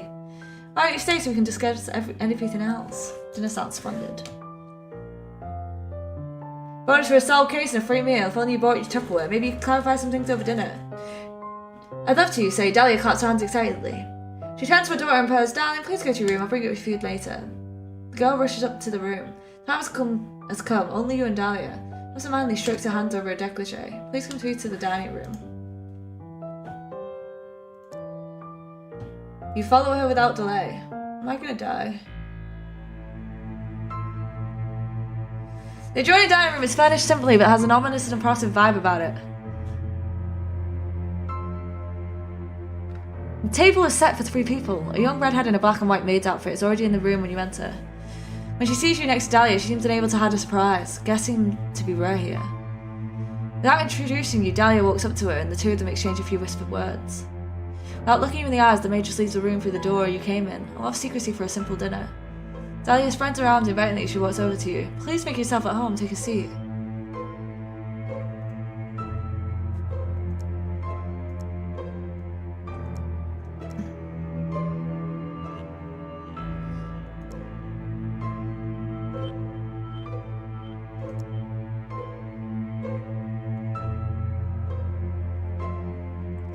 Dahlia? Why did you give me the wrong address? So many questions have been going around your head since you arrived, and now you're face to face with your client, you don't know where to start, something simple perhaps. Why did you give me an incorrect address? Oh, I'd already forgotten about that. You notice Dahlia's hands keep fidgeting. She's rubbing her palms and fiddling with the stem of a wine glass. Maybe she's not used to these kind of confrontations. Actually, this is an address of a good friend of mine where I spend most of my days, especially my little ones at school. See, I spend more time there than in my own house. I've heard otherwise. Oh, really interestingly? May I ask where you're from? Got my information from sources I bribed. Dahlia purses her lips. The idea that people in the town are willing to give up information about her does not seem to please her. Word is that you barely leave your house and that you've placed your daughter under permanent house arrest. She received private tuition. I think something about your story doesn't make sense. She looks at you coldly. So what are you trying to say? I think you're a criminal. You spiked drinks, you blurt out. No evidence, but your gut feeling is enough. I don't know what it is precisely, but I've never put anything in my mouth you've previously touched. Plainly spoken opinion for once, well done. A derisive smile falters and a deep line appears on her forehead. She must have kept him checked so far with a lot of makeup. She puts down a glass with a deep sigh and starts to massage her temple. Of course the wine is spiked, you moron. Isn't spiked, you moron. The rim of your glass, actually. But you can register any complaints, she continues. Dahlia sighs. All you're supposed to do is walk through town for a little bit, spend your allowance, and be captured by one of those idiots in town, she looks you coldly. Not even good for that. We have to make everything so damn complicated.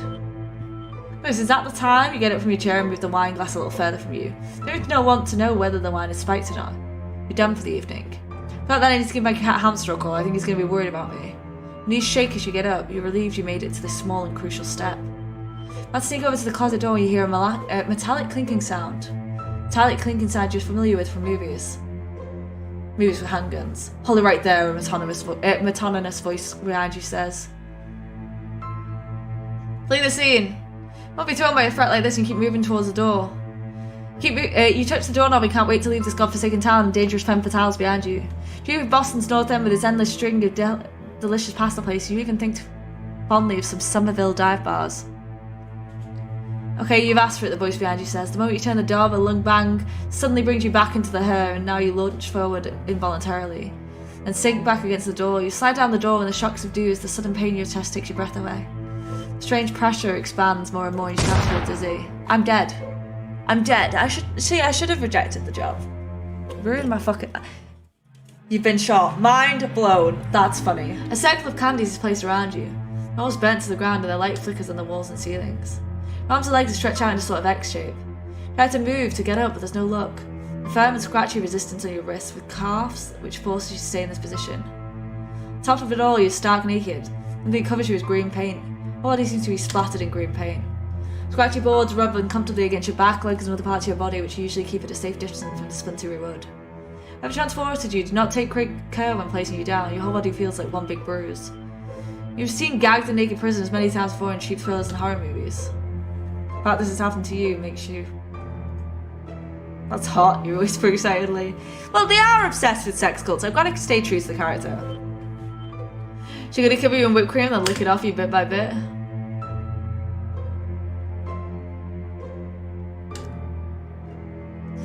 Finally, you hear footsteps, and then there's a rattling, metallic sounds coming to the door. Someone's using a key. The door drags against the floorboards and it closes again. Silence. A look is up again. Dahlia's voice whispers sweetly. Take me right here on the floor. Your words fade into the dark. You worry this was perhaps a bit too coquettious. When Dahlia's melodic voice responds, perhaps a little less melodic than before, in attack reviews. Are you being serious? At last, she steps out of the shadows to your right. To next to see her better. Dahlia, you've come to know as so calm and cool, calculating. Appears to be a nervous wreck. Not to move around, but also playing with something metallic and shiny in her hands. Hot. She's probably going to cut your ties with it so you can finally get to the main part of this little game. That's just part of the whole act. Dahlia strikes you as the kind of woman who needs a little danger in her life. You ride around in a way you think will look sexual. The ropes play out your arms and legs into all directions. You decide to make the most of it. You say as you ride in the rough stage like a frog about to be dissected in biology class. You even stop pairing. Dahlia lets the hand with her knife sink slowly, her face insecure. What are you doing? Keep writhing sensuously. Keep quietly purring and continues to wriggle as much as the tight bonds allow it. With her free hand, Dahlia fans herself as she gently bites her lower lip. You keep purring and wink at her. With blushing cheeks, she walks away. Yes, she paces up and down the room relentlessly. It's become quiet. It's a normal circumstance, you would call this situation bizarre, but you are tired up, extremely aroused and nothing to lose. You want me to tie me up naked? I would prefer to have a comfortable bed, my dear. You say as sensuous as you could say, given the circumstances. First, she doesn't respond. You become a bit insecure and finally you hear her voice. Believe me, I would have so much to do that. So much, but I'm free for the night. Dahlia giggles. You're unbelievable. She looks away from you, calmly looks at the dagger in your hand. Okay, this is going well. Unbelievably hot. She asks outside. Yep, you keep surprising me. Wait. Decide to not be intimidating and put on your best poker face that someone can muster for someone naked and tied up on the floor. Hope your naked body will not betray your anxiety in one way or another. Dahlia's got a little closer to you and looking to you as if you were a potential new rug. You cold, she acts with a flirtatious smile. Ah, damn it, her fingers caress the handle and the blade of the knife. Even from your awkward position, you can see she's smiling. Well, at least one person's having fun. What are you planning? You say with as much confidence as you can fake. Make it quick, will you? The silence that follows your word makes you uneasy. From the corner of your mouth, you can see Dahlia hovering motionless, the knife still in her hands. Promise, I really don't want you to suffer. Her voice is soft and sweet. So you feel hopeful. Surely a woman of Dahlia Marsh's background wouldn't do anything stupid. At least she wouldn't commit a murder, right? Before another word lips you, a knife slightly touches your neck. Black Widow, Dahlia Marsh set you up, you goddamn tool. No way! That sounds like I can seduce Dahlia if I do the right thing. Before you can make out Lonnie anywhere, the people walking behind you push you. Look to the front. Still surrounded by your captors, in a room which you find yourself offers only 3 escape options. First of all is the corridor which you come. Without torch or any source of light, you may be able to cover the dark routine without being impaled by some sharp rock. The Innsmouth mob must have come here through a different path. Behind the gleeful-looking horde facing you can make out a black gate. The path looks much less dangerous, but unfortunately there's a lot of dark figures in the way. Option number 3 gives you a queasy feeling in your stomach. It's a dark abyss in the middle of the room which seems to flow directly into the ocean. You look for a familiar faces, but you can only make out the moronic grimaces of your kidnappers. One jostles you impatiently from the side and you march on towards the mob. It's eerily quiet under the watchful eye of the creepy creatures. You are being led into a raised platform. You risk a look into the depths of the abyss to estimate its depth, but you can't see the bottom. Aya! Aya! The crowd cheers and waves the torches. Vertaken! One of the kidnappers cuts your ties in two and then lines you up. Your travel escort blends into the mob. Your instinct tells you that the wrong move could be your last. But you now face a huge pack of the finest specimens that Innsmouth has to offer. A tall figure in a black robe emerges and slowly approaches you. The villagers look at it in awe. Time seems to stand still as the mysterious figure walks towards you. Aya, Aya, Cthulhu Fatagan! The villagers croak. A stocky figure with a receding chin follows closely in the shadow of the mysterious stranger. You've seen many of its kind today. The hooded figure remains silent. Instead, his helper takes the floor. Aya, Aya, Cthulhu Fatagan! And it echoes through the hall again. The swollen, milky eyes of the little man wanders over the assembled crowd. His chant becomes quieter with each reception. Aya, Aya! Brothers and sisters, the man begins to say. Dagon will be grateful for your coming in such large numbers today. Today's sacrifice is led by the robe bearer behind him spreads his arm. Gary! Cthulhu Fur? A collective moan comes from the crowd. The hooded guy puts his hand on his hips. Seriously, guys? Seriously? Discussion linger for a moment. I think this attitude is helpful when trying to run the show. Do you think I enjoy this? Good moderation is partly dependent on the audience. You pipe up. No one's interested in the subject if the best speaker in the world can't succeed. Hesitant murmur goes through the crowd. Gary turns to you and looks at you fascinated as if he's just noticed you for the very first time. Thank you. What is you? Precisely that. Looks over his shoulder towards his congregation. Because if you don't join in, we may as well all go home. Corner of his eyes, you can see Kate staring at you in disbelief. A few people in the mob roll their eyes. The rest let their heads hang in shame. Well, I really wouldn't mind. I have to work on Monday. High Priest Gary folds his hand. Ha, nice try, buddy. We have a deadline tonight. Deadline, get it? Sure.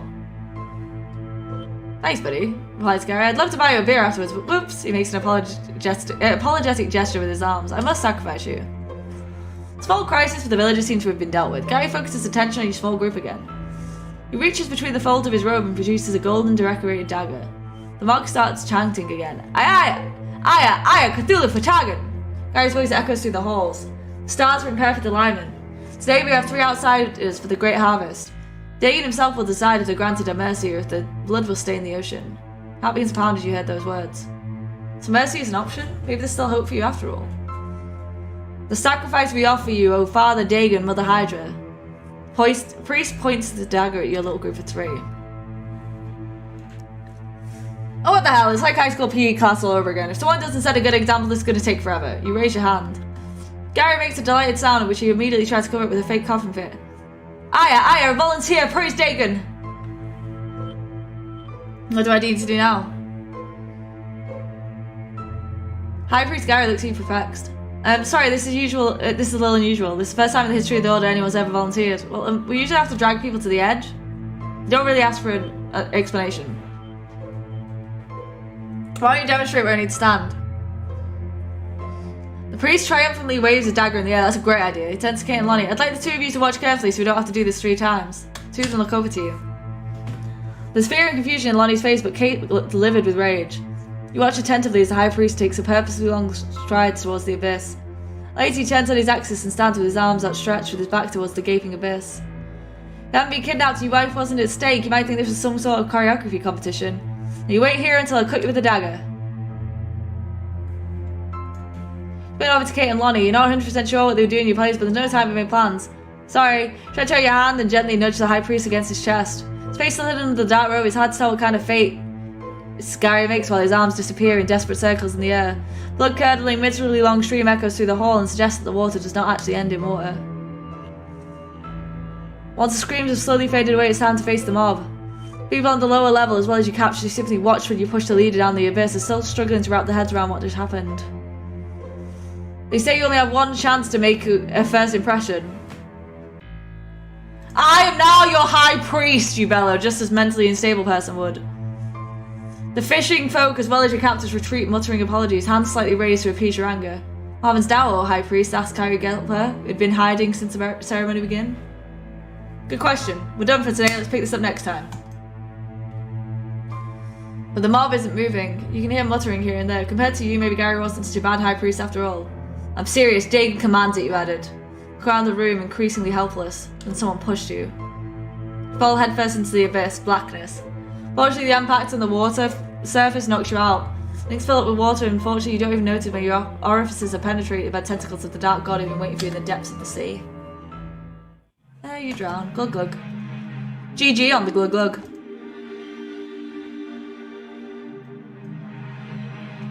My question is, how do I get back there? Who's next? You bellow with your arms raised to make yourself look taller. The fishing folk as well, you captors retreat, muttering apologies. Hands slightly raised to appease your anger. That's just what you do, a loose cannon. We're leaving. This is not a question or a suggestion, it's simply an order. Whoa, you're just... Whoa, Lottie says admiringly. Kate takes a torch from one of the wall brackets and walks in front. You run after them, but like a crab with your arms outstretched, you face the people of Innsmouth hoping to exude dominance. Pray you don't stumble on anything now. Catch up on the two when you step through the archway you'd come to earlier. The lonely torch Kate used to lead illuminates no more than a few yards of the path ahead of you. The ground is wet and slippery as before, only this time you're not surrounded by a group of people who can help you in case you wipe out. No one who knows the way.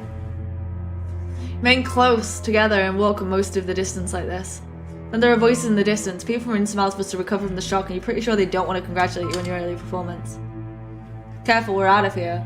Let's not take any risk on the last few meters. One step at a time, you approach the exit of the cave through which you entered. Several times you step on something that feels like a dry twig. Other places give off a squishy, smacking sound like damp plasticine.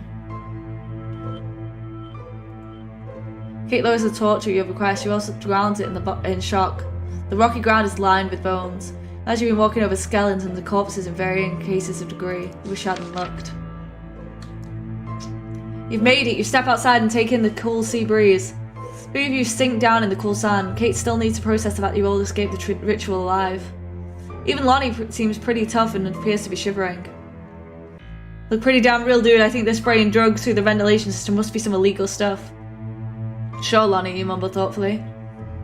A white van still stands, abandoned on a gravel road near the cave. Van practically begging to be hot-watered and borrowed. Let's get out of this hellhole, growls Kate, who starts to work on the van. This can't go fast enough for you. This still is hard to believe. All three of you managed to survive a deadly sacrificial ritual in Innsmouth. Kate is right. Time to leave this hellhole. Am I dating Kate yet? She said she'd take me to a fun fair.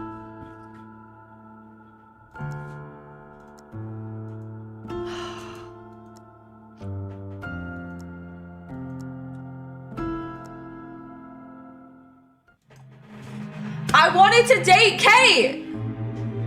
Man, you sound like a complete idiot right now. Fortunately, this diversion didn't go quite as planned. Absolutely nobody fell for your cheap chick. Instead, you just attracted all attention. Locals looked at skeptically. I think this is our first voluntary sacrifice, Gary says helpfully. Grab the dagger. All or nothing now. You managed to snag the dagger from the high priest. They ultimately return in your favor. Hand you up, grab the dagger handle. Startled, the priest takes a step backwards. You use all your strength to try and wrestle the dagger from him.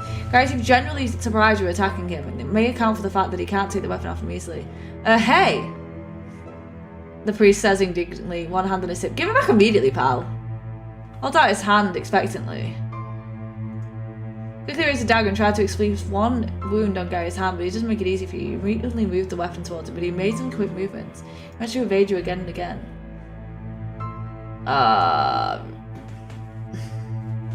Very good. Dagon appreciates a fighter.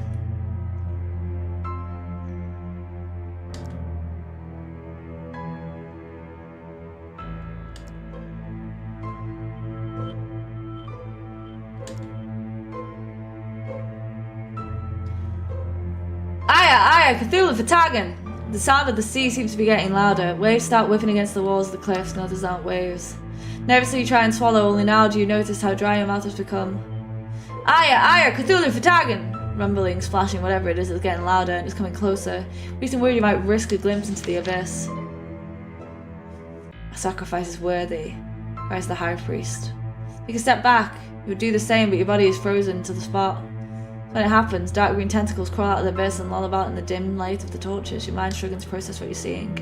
Dark surface, you refuse to call this abnormality skin. Doesn't seem to reflect light but to restore it, or to devour it. Writhing ball of shadows. Several tentacles leap forward and wrap themselves around you like iron shackles around your limbs and other parts of your body. Take too much time to list where exactly your tentacles touch you. It would not be an exaggeration to say they're truly everywhere. Panic clouds your thoughts, you don't notice how Kate and Lonnie recoil in horror. You're lifted into the air like a doll and pulled into the darkness. And you're plunged into the sea's salt water flows into your airway.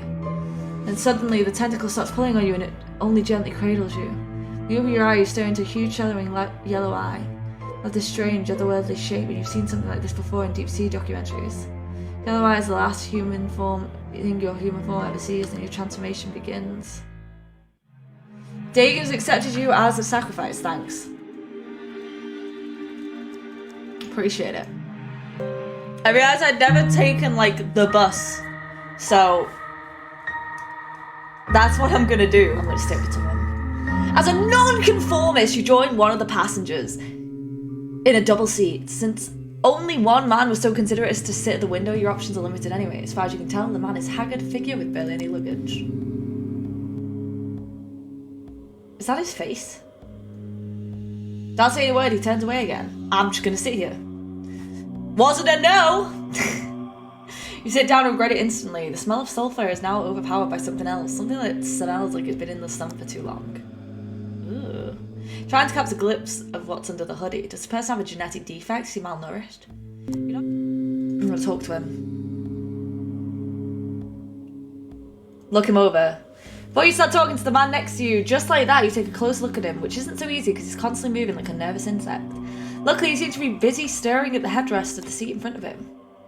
Take a close look at his clothes. Scan the clothes of your neighbour. He's dressed in the same black-green colour palette as his comrades on the bus. The Innsmouth club colours. You notice he's wearing a dark t-shirt under the hoodie. You take a close look and you recognise the logo. It's the logo of the only current show you're watching on TV, Mr. Cyborg. The man finally notices you staring at him. He looks at you with dull eyes. You point at his chest. Mr. Cyborg! You whisper triumphantly. Over the sad corners of your neighbour's mouth creeps a smile. Suddenly, the man seems human. His scratchy voice sounds as if he hasn't used it in years. Bonding. How do you like the season finale? He presses out. Too few explosions. Good question, you think to yourself. Great! I like the criticism of globalization, but there wasn't enough explosions. Your seat neighbour laughs and coughs simultaneously, or maybe the cough is the laugh.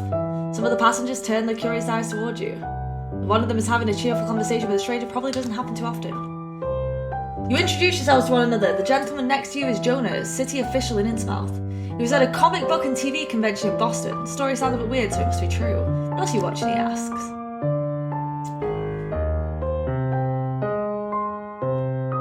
Everything. The rest of the trip, you talk about movies and TV series. Time flies. When the bus turns into Innsmouth, Jonah becomes noticeably quieter. All of a sudden you realise that during the whole trip, you have not talked once about your case. Talk about the missing girl.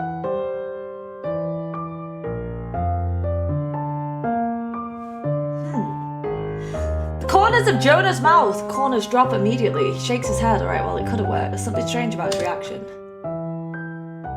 You decide to put the photo back in your pocket and decide to ask one more time. Okay. So we're gonna find some more endings. We've got to. Like, I'm just determined at this point.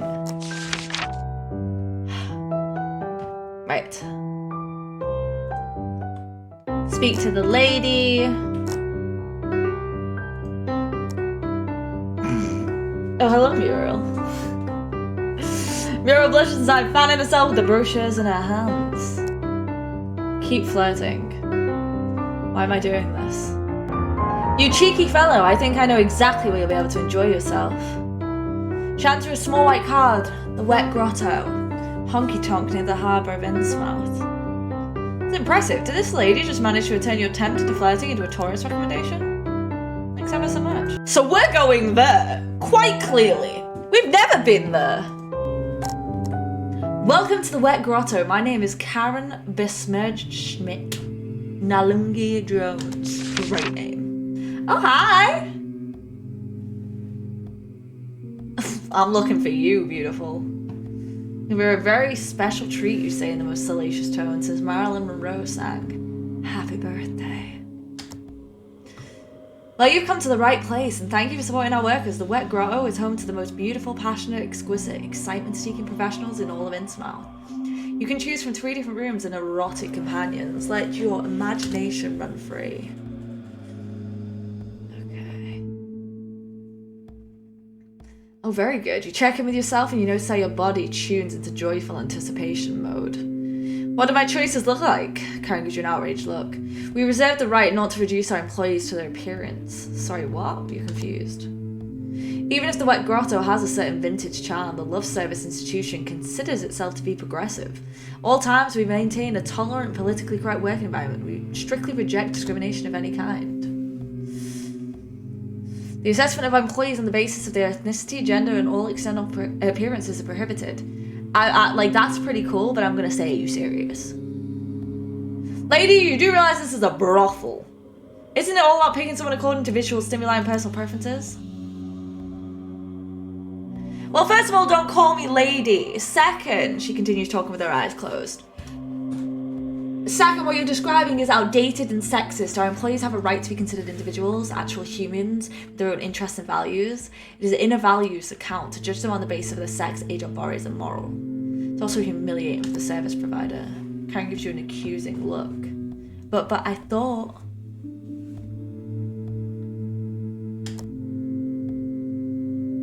Are you really that shallow? This establishment is genital neutral.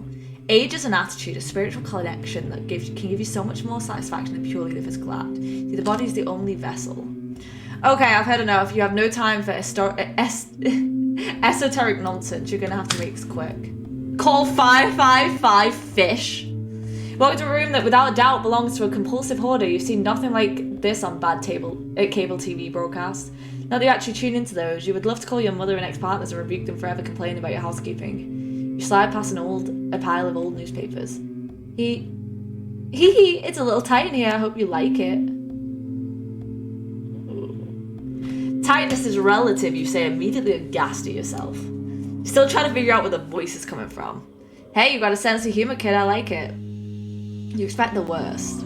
You decide to look for the exit and mentally distance yourself from what happened in the last 35 minutes or so. Great. Red and black dominate the colour scheme with light accents of shiny silver chrome things. All seats and lounges are covered with leather and offer a wide variety of practical fastening devices.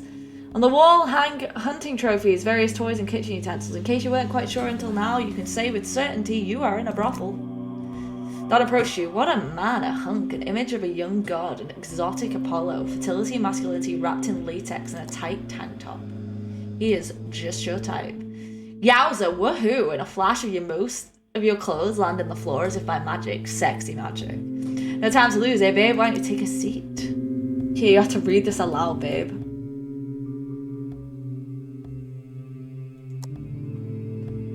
Fuck you. Miglanath, Cthulhu, Relay, Wagga, Nagel, Fatagan. Happy? Very happy, Don Cruz, and snaps back. The book shut. We finally reached the climax.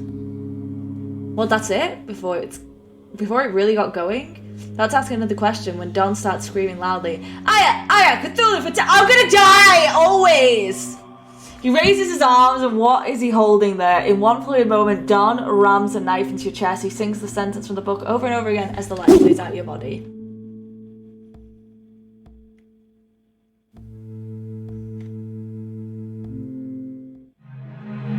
I got another ending! Boy's room looks like every Chinese restaurant in the Western world, the kind of restaurant that serves chips alongside Peking duck. What's up with chips? Yo, don't even get me started. There is nothing wrong with a chippy that sells duck. There's even Southeast Asian music. You wouldn't be surprised if someone accompanied you to your table now. It's fucking rude.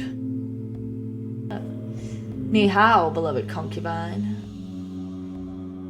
No one said she was Chinese, bro. Okay, so I'm gonna kiss her hand. Gallant as you are, you take her hand, which is surprisingly moist. She must be nervous, poor thing. Give her an even wetter kiss on the back of her hand. A long thread of mucus stretches from her hand to your lips. This turns you on. You lick your lips. You have some experience with overly excitable partners. Koi too can hardly restrain herself. Her smile becomes wider and wider, her giggling shriller and louder. Body twitches rhythmically to the excited sounds that now come from the depths of her throat. By now, her mouth is stretched over almost her entire face. 5 rows of teeth are clearly visible. You stare right into it, the more of madness. And indeed, this is the last thing you ever see. Frozen to the spot and unable to free yourself from this bind. All you can do is whimper softly. Koi bites deeply into your weak flesh, tearing you apart, destroying your human remains. She erases your banal existence in a way you had it coming. Sleeping with the fishes. You were eaten in the brothel. A minor setback. Hey, I'm getting endings though. Look at this. You see how many more endings? I just got 2 endings in the brothel. Start walking briskly but without actually running. The trash is clogging up the alleyways, making it difficult for you to keep moving. Innsmouth doesn't seem to have a system to recycle glass bottles. You can see them everywhere, sticking out of trash cans. But most people simply seem to be leaving them on the ground. Little landmines, some of them lying in the middle of the pavement, just waiting for someone to step on them or out them. Good thing you weren't running, it would have been impossible to avoid noise. Stepping into the alleyway, the man is still hiding in the shadows. He leans onto the wall and watches the bustle onto the town square. Bald, push-chill head and bony arms is all you can make out from where you are. Hit him! Silently you approach the eerie figure until you stand right behind him, and indeed the man did not hear you approaching. Raise your fist and give the man a solid whack on the back of the head. Your knuckles land on slimy skin, he's out cold. Wow, nice, no one seems to have noticed anything. I'm gonna search him. Can't wait until he's awake again so the police can interview him. You're a pragmatist. Man's wearing a woolen jacket, but in the pocket you only find a button that's been torn off from the collar. Look through the wallet. $30 and an ID, not even a credit card. Is still a barter system in Innsmouth? According to the man's ID, he's someone called Isaac Mason, but the photo must have been taken before he got hooked on heroin. His cheeks are rounded, his hair fuller, and there's a hopeful hint of a smile. I believe the haggard person on the floor in front of you looks like a bad caricature of the person. I'm going to take the keys and wallet. Keys added to the hodgepodge already in your coat pockets. Wallet is also not yours. At least for as long as you've handled Mr. Mason over to the authorities, so you need $30. You're nearly at the alley, you decide on your next move. Quickly rush around the corner. Your heart is pounding around the corner. The appearance of this frogman would have scared you if it wasn't for the pure adrenaline running through your veins. The bizarre creature presses himself against the wall. His eyes are open even wider in shock. Throw myself against him! Throw yourself forward against his body like a predator. You tense every muscle in your body and jump forward. You cling onto the haggard body of the man. You fall on the ground next to the trash cans. You're lucky you land on top of him. Go for his throat. Hands close around the neck of the creepy man. He's so emaciated. It feels like you're squeezing a little bit of leather. Brief hesitation is all the man needs for a counter-attack. Corner of your eye, you can see he's pulling something from the trash pile and he swings his fist towards your head. Strange, you expected a dull pain like the one you felt when you watched the prequel trilogy of that very popular science fiction franchise in the cinema. Very dull, slowly spreading pain, but this here feels different. Grip slowly slackens and the haggard man slowly crawls off an evil grin on his cracked lips. Touch your head and then look over to your hand. Where's the blood everywhere? You can feel yourself slipping away slowly in your last clear thought. You damn the concept of prequels. Damn you, Hollywood. Damn you, midi-cho. Blackness. Am I dead? How did I die? In a good way? Slashed! Let's go! Wait, did I not have this one? Did I have this one? Didn't the barber slash my throat? Oh, let's go. They have no idea what you're talking about. Explain the basics of modern management theory. Okay. Sorry, you didn't have to do this, but no way around it. I need a display area for this. You wish as the mob's command. A small blackboard is pushed from a storage room into the main hall and lifted onto the elevated sacrificial platform in a collective effort. Been a few hours since you watched the oddly specific business-orientated introduction to Mason of the Unliving from the arcades. Seriously, it's all about me playing that game? You still remember the most important part. One word on the blackboard. Everyone present, including the High Priest, Kate and Lonnie, stare at you with open mouths. Clear your throat. Who here has experience with agile management? Silence. The distant sound of the sea, it sounds like chirping crickets to your ears. Okay, let's start with how to build teams. Pregnant woman climbs up on the hill to thank you personally. Husband and I had already given up, I think. He's only alive to be one with the sea one day. Thanks to you, the fire in his eyes is finally burning again. Barry had when we first met, so thank you so much. You notice the High Priest is missing. When you inquire about him, you're told that faced with the futility of his life, he threw himself in the abyss to become one with Dagon. Or maybe he just went home. In a short consultation with Kate and Lonnie, you decide not to mention this whole abyss sacrifice business anymore and instead join the remaining good and humid people from Innsmouth. Now return to the town through an underground pathway. What will become of Dagon now? An old man asks the young woman who climbs up to the step next to him. Shrugs his shoulders. Dagon Schmagan. I never got to go to Big Dagon's! But I got the ending.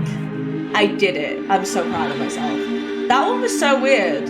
I had to literally sit through the entire, opening of that game and just keep watching. Oh my god, he approaches you, fight back. Jebediah is almost across the table now. You're pretty sure the old man has completely lost his marbles. Given there weren't that many to go with. You defend yourself with the cutlery. You quickly grab the cutlery next to your plate and start waving in front of his face in a manner you hope is going to instill fear in your enemy. Jebediah seems unimpressed or simply not acquainted with the concept of sharp blades, despite you wielding your knife right in front of his face. He keeps approaching you. Try to stab his face! 5 brute force it is. You point the cutlery at his angry face and stab. Whether you intended or not, the blade of your knife stabs right into Jebediah's left eye. Lets out a deafening cry of pain, and he finally stops trying to hoist himself at you. Presses his fingers against the wound on his face. Father! Dahlia claps her hands over her mouth in terror. Can't say whether she was shocked about the wound or the barbaric behavior of her father. I think it's you, bro. Visibly shaking, she gets up from her chair and knocks over a wine glass, which rolls off the table. Something metallic drops on the floor at the same time. She runs over to her father, try and examine the wound. She wants to soothe him, but he rebuffs her.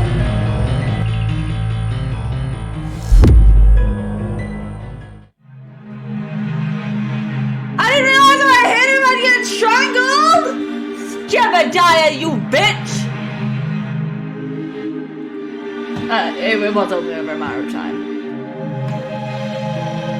Please come through to the dining room, talk about last night. See, I told you I'd be super efficient. You walk through and grab her hand, still rests on the doorknob. Dahlia, was that all?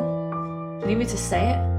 Some unpredictable woman in front of you remains silent, simply bites her bottom lip. All the unbridled passion between us. Dahlia, your hot skin on my, slightly less hot, but still appropriately warm skin. You can see and feel that she's moved by your words, but still remains silent. Precious time we just spent on my cold foam mattress. Was that all a game to you? Am I just another conquest? Kiss her! You kiss her. Oh, how you kiss her. Good thing the little girl had vanished upstairs. Also, it'd be hard to explain. Panting, Dahlia pushed you back, clearly struggling to keep her emotions in check. She's still trying to be a perfectly composed host. Brushes her somewhat tousled hair back and twists the knob on the door of the adjoining room. Only now do you pick up the smell of a delicious meal which is waiting for you. Dahlia motions for you to follow her. Hope you like it spicy. Follow Dahlia through the house. Property already looking grand from the outside, but it's more impressive and even looks bigger. At least that's what it appears to be. Perhaps you should simply watch fewer British sci-fi series. Follow without delay. You look stunning tonight. You look beautiful. You beam at her, secretly wondering if you brushed your teeth today. Oh, you, Dahlia purrs and turns away shyly. Seems she's finally opened herself up to you. You readjust your clothes. Oh, okay. While Dahlia looks away sheepishly, you take stock of your appearance and try to fix the worst of it. Shirt, hair, teeth, fly, all sorted, ready to go. Dahlia's fingers slowly caress her own cheek, and somehow you manage to stay in her good books. Your romantic radar, which is reliable in about 60% of all cases, tells you she's into you. Seemingly without realize, she leans in, wanting to be close to you. What is it that you want from me? I want to take you here and now! Well, if we're gonna go for it, we may as well go for it. Excitement travels through your whole body. You feel a tingle from your nose all the way to the tips of your toes, and you can see Dahlia feels the same. She digs both her hands into the table as if to hold on to that order to withstand an irresistible pull. That irresistible pull is you. Take me, Dahlia, right here on this very table. One sweeping movement your arm, you clear the table with the carefully set plates and cutlery which break and clatter on the floor. It would crawl on the table within seconds. Oh! How did she get under your shirt so quickly? You must ask her a few tips later. Corner of your eye, you can see the door is open and immediately closes again. Dinner may have to be rescheduled, but you've already arrived at the main course. You always get rid of your clothes and soon you do things that are too strange and too dirty to describe. Good! Things finish as quickly as they started. Naked, you lie next to each other on the table, you gaze up at the majestic chandelier. Fork, which you must have overlooked earlier, digs into a very unpleasant spot, but you're too exhausted to do anything about it. Book creaks and you can feel the weight shifting on the table. Dahlia now bends over you and caresses your cheek with the back of her hand, a wild desire in her eyes, giving way to a tenderness that you thought not capable of. "Would you marry me?" she says. I'm going to say yes. You've already been thinking about wanting to marry her during your earlier intimate moments. You probably would have liked to go to the cinema with her a couple of times before that. What can you do? You're an old-fashioned like that. Dahlia beams at you. It's a smile, completely different to the amused glances you've received before. You finally feel like you can see behind the curtain. A real human hiding behind it. Change your hand. Let's go. Moments later, you and Dahlia find yourself in the backseat of a car that must have been disgustingly expensive just a few decades ago. The chauffeur, hunchback, local with a peak cap, welcome you right outside the Marsh Mountain mansion. It all happened very quickly. Dahlia has insisted that you get rid of all your clothes and wear a plain black skin robe with green wave patterns for the ceremony. Simple leather sandals and a gold necklace with a squid dangling from it for the completed outfit. That's stranger Saturday nights. The whole situation makes you a bit horny. I don't like who I am when I play this character. The strange clothes, the pagan jewellery, the ride into the unknown, and Dahlia sitting silently next to you in the car with a turn on. And he attempts to give your soon-to-be wedded wife a smile, however failed miserably. With a serious, intense face, Dahlia follows the course road. The car makes its way towards the harbour. Occasionally, a small group of inhabitants limps out of the way as soon as they see the headlights. The car moves through the narrow alleyways and uneven cobblestones. Bloated, expressionless faces stare at you through the window with open mouths. Don't worry, Dahlia says relaxed. She's not taking her eyes off the road. When you stay close to me, you are safe. I'll speak to her. Evelyn. Shouldn't Evelyn be with us?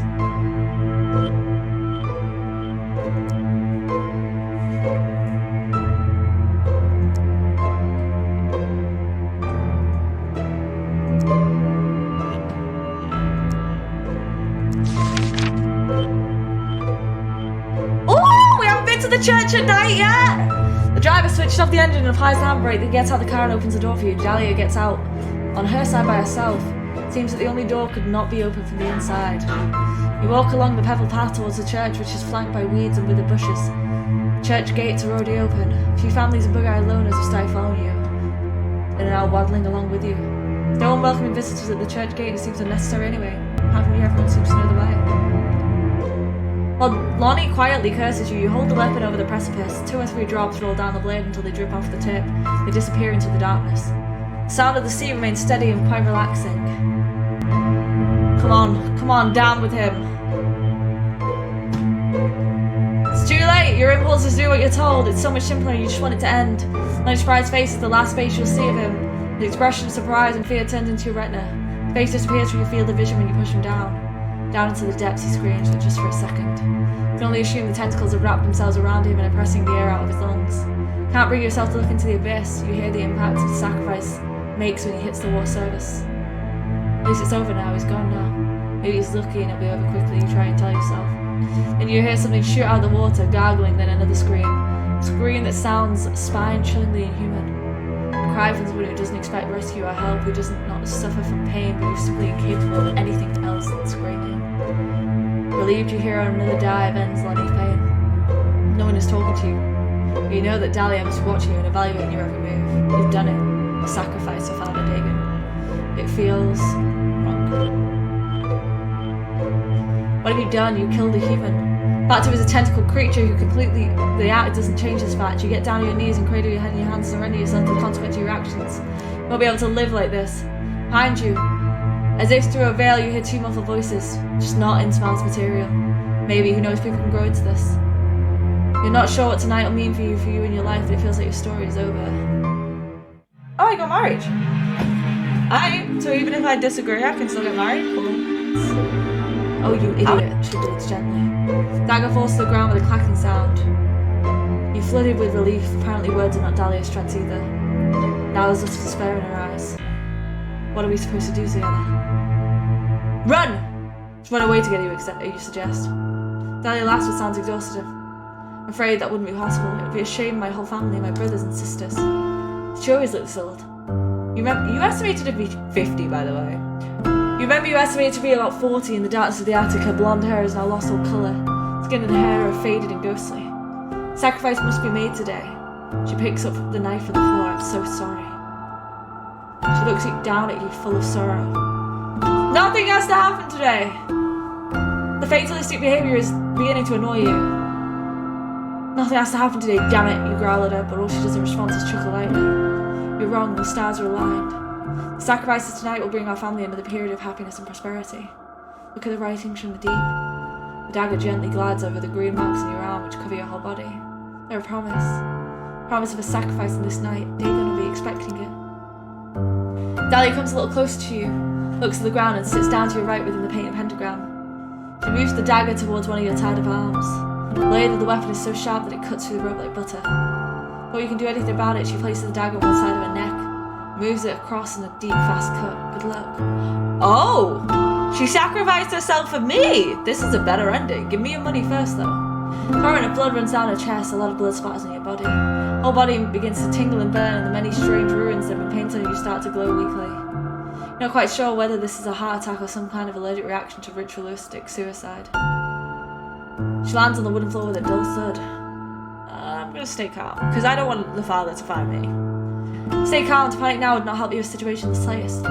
Take stock of the very situation. You're lying right next to a fresh corpse, a woman you've known for just over 24 hours.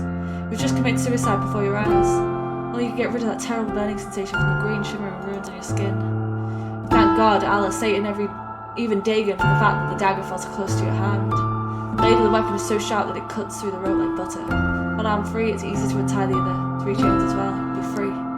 You're really gonna need to get out of here, but first you're gonna have a good look around.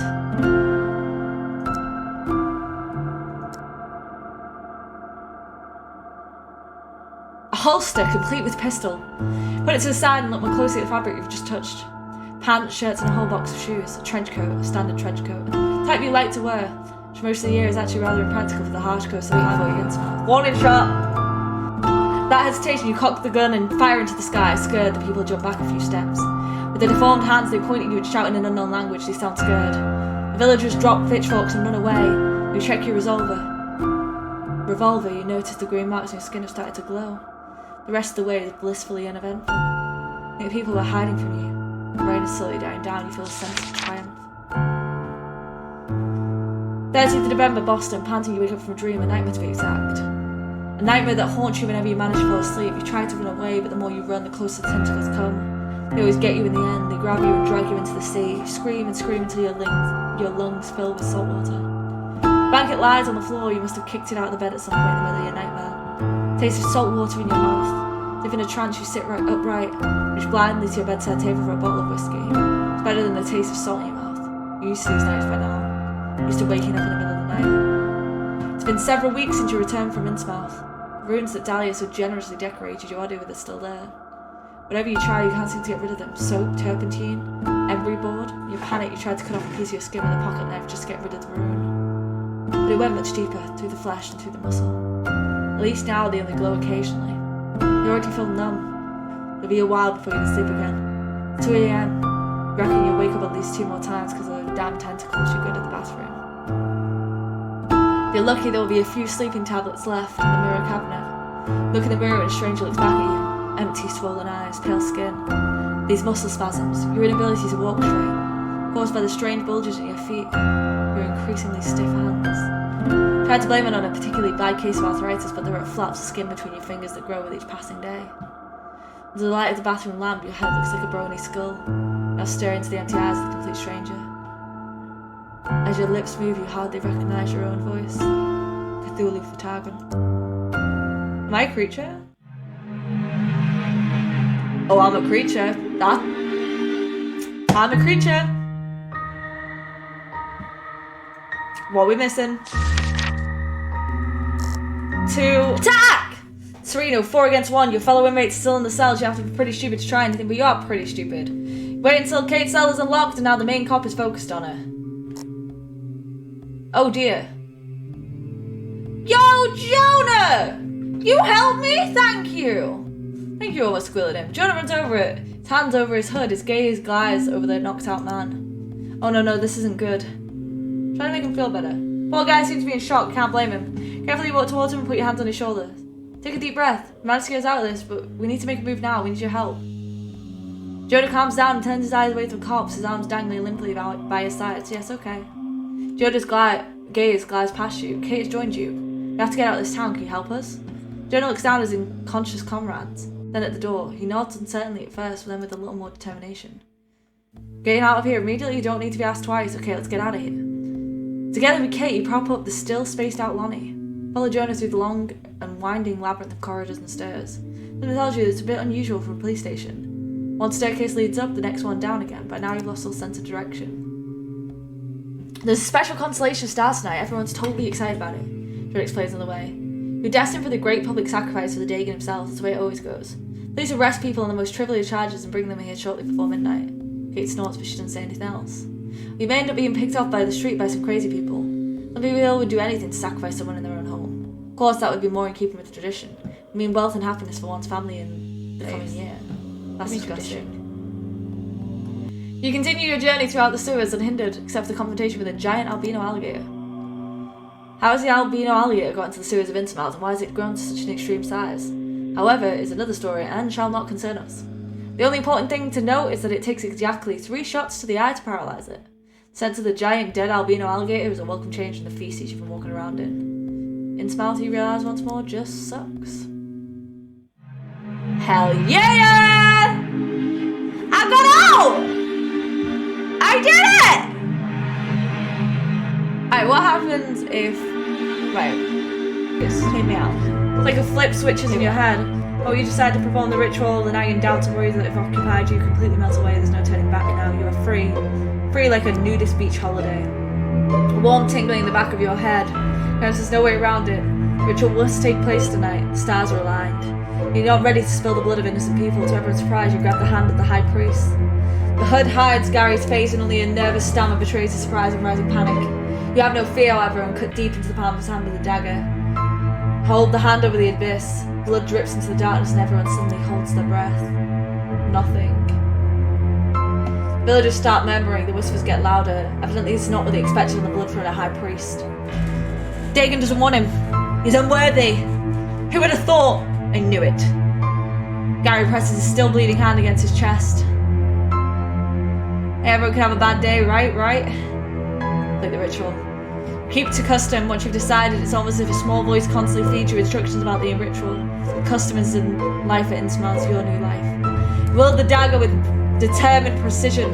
High Priest makes a feeble attempt to fend off your attack, but his block comes too late. His face still hidden under his hood, his hands touch his own neck. Blood spills onto the cold and rocky ground. High Priest drops to his knees. Even before he can collapse completely, 2 villagers rush in to remove his lifeless body from the pedestal. Little flip switches in your head. When you decide to perform the ritual, all the nagging doubts and worries that still occupied you completely melt away. No turning back now, you're free. Warm tingling in the back of your head confirms there's no way around it. The ritual must take place tonight and the stars are aligned. Strange power seems to be taking control of your body, or maybe that's just what you tell yourself in order to shift the blame for your actions on some foreign influence. Don't even look into their faces, the only thing that counts is the blood and Dagon's judgment, and everything happens very quickly. Dagon is quite taken with the young man, and his tentacles whip excitedly and cause the whole underground cave to tremble. The man screams as he plunges into the depth and then he's pulled underwater. There is devotional silence in the room when the ritual ends and all victims are being welcomed by Dagon. The villagers are satisfied they continue their chants. Aya, Cthulhu for Targan. Till after midnight with the foggy veil in your memory slowly lifts. Where was it you were coming from? Is someone waiting for you? You don't want to leave. You're home. You're in Innsmouth. Your throat feels hot, like you're chanting. Aya, Cthulhu for Targan. I sacrificed him. That's he was gonna do it to me. I didn't do it to the others. I did it to him. So he deserves it. He really does. He does. Okay, so I'm gonna leave the cube. Only with a lot of effort, you manage to take a step backwards. You stare at your hands.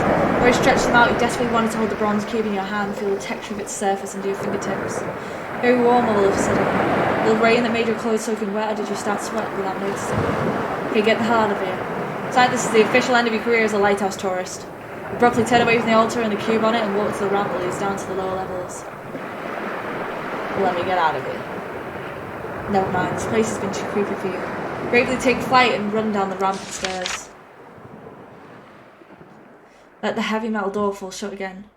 As the lock clicks with a muffled sound, you feel a sense of relief. Weight seems to have fallen off your shoulders. Strange notice that you've almost escaped a dire fate spreads throughout your body.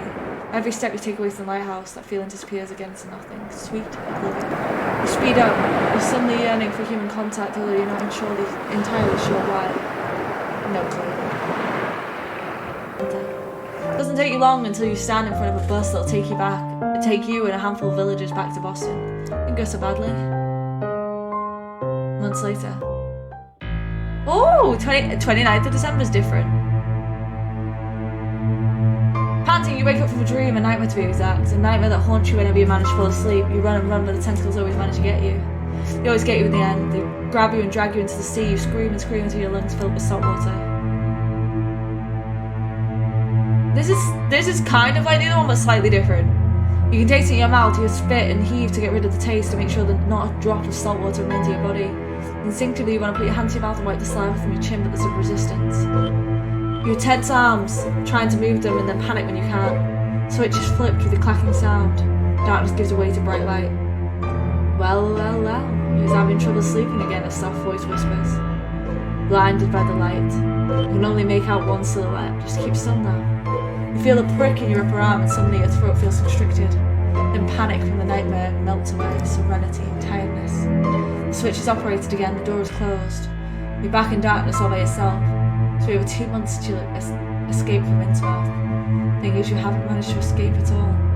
You've seen too many things that rob you of your sleep, things that let you and your family and your friends doubt your own sanity. It's been over 2 months since you were committed to Arkham Mental Hospital. Or was it 2 years? I've gone insane. Wherever you go, we can see you. Great. Loves that. Thank you.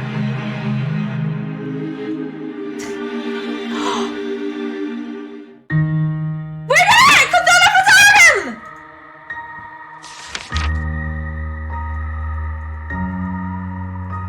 Oh my god! Sorry, that I don't know if I peeked the mic. We got all the endings! Oh my god!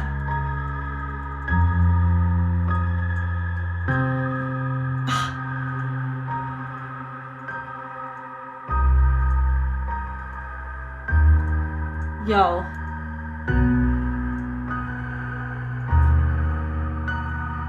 I'm sorry, I'm just... I can't believe I did it.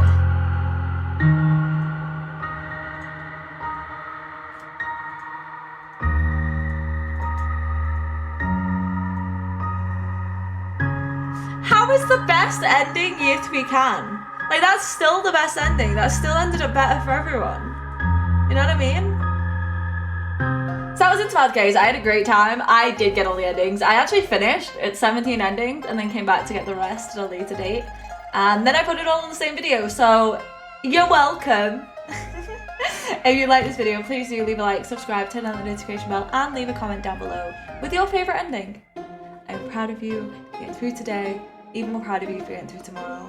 And Wiedersehen, arrivederci, good as All the way go. Peace. See you all in the next one. Bye!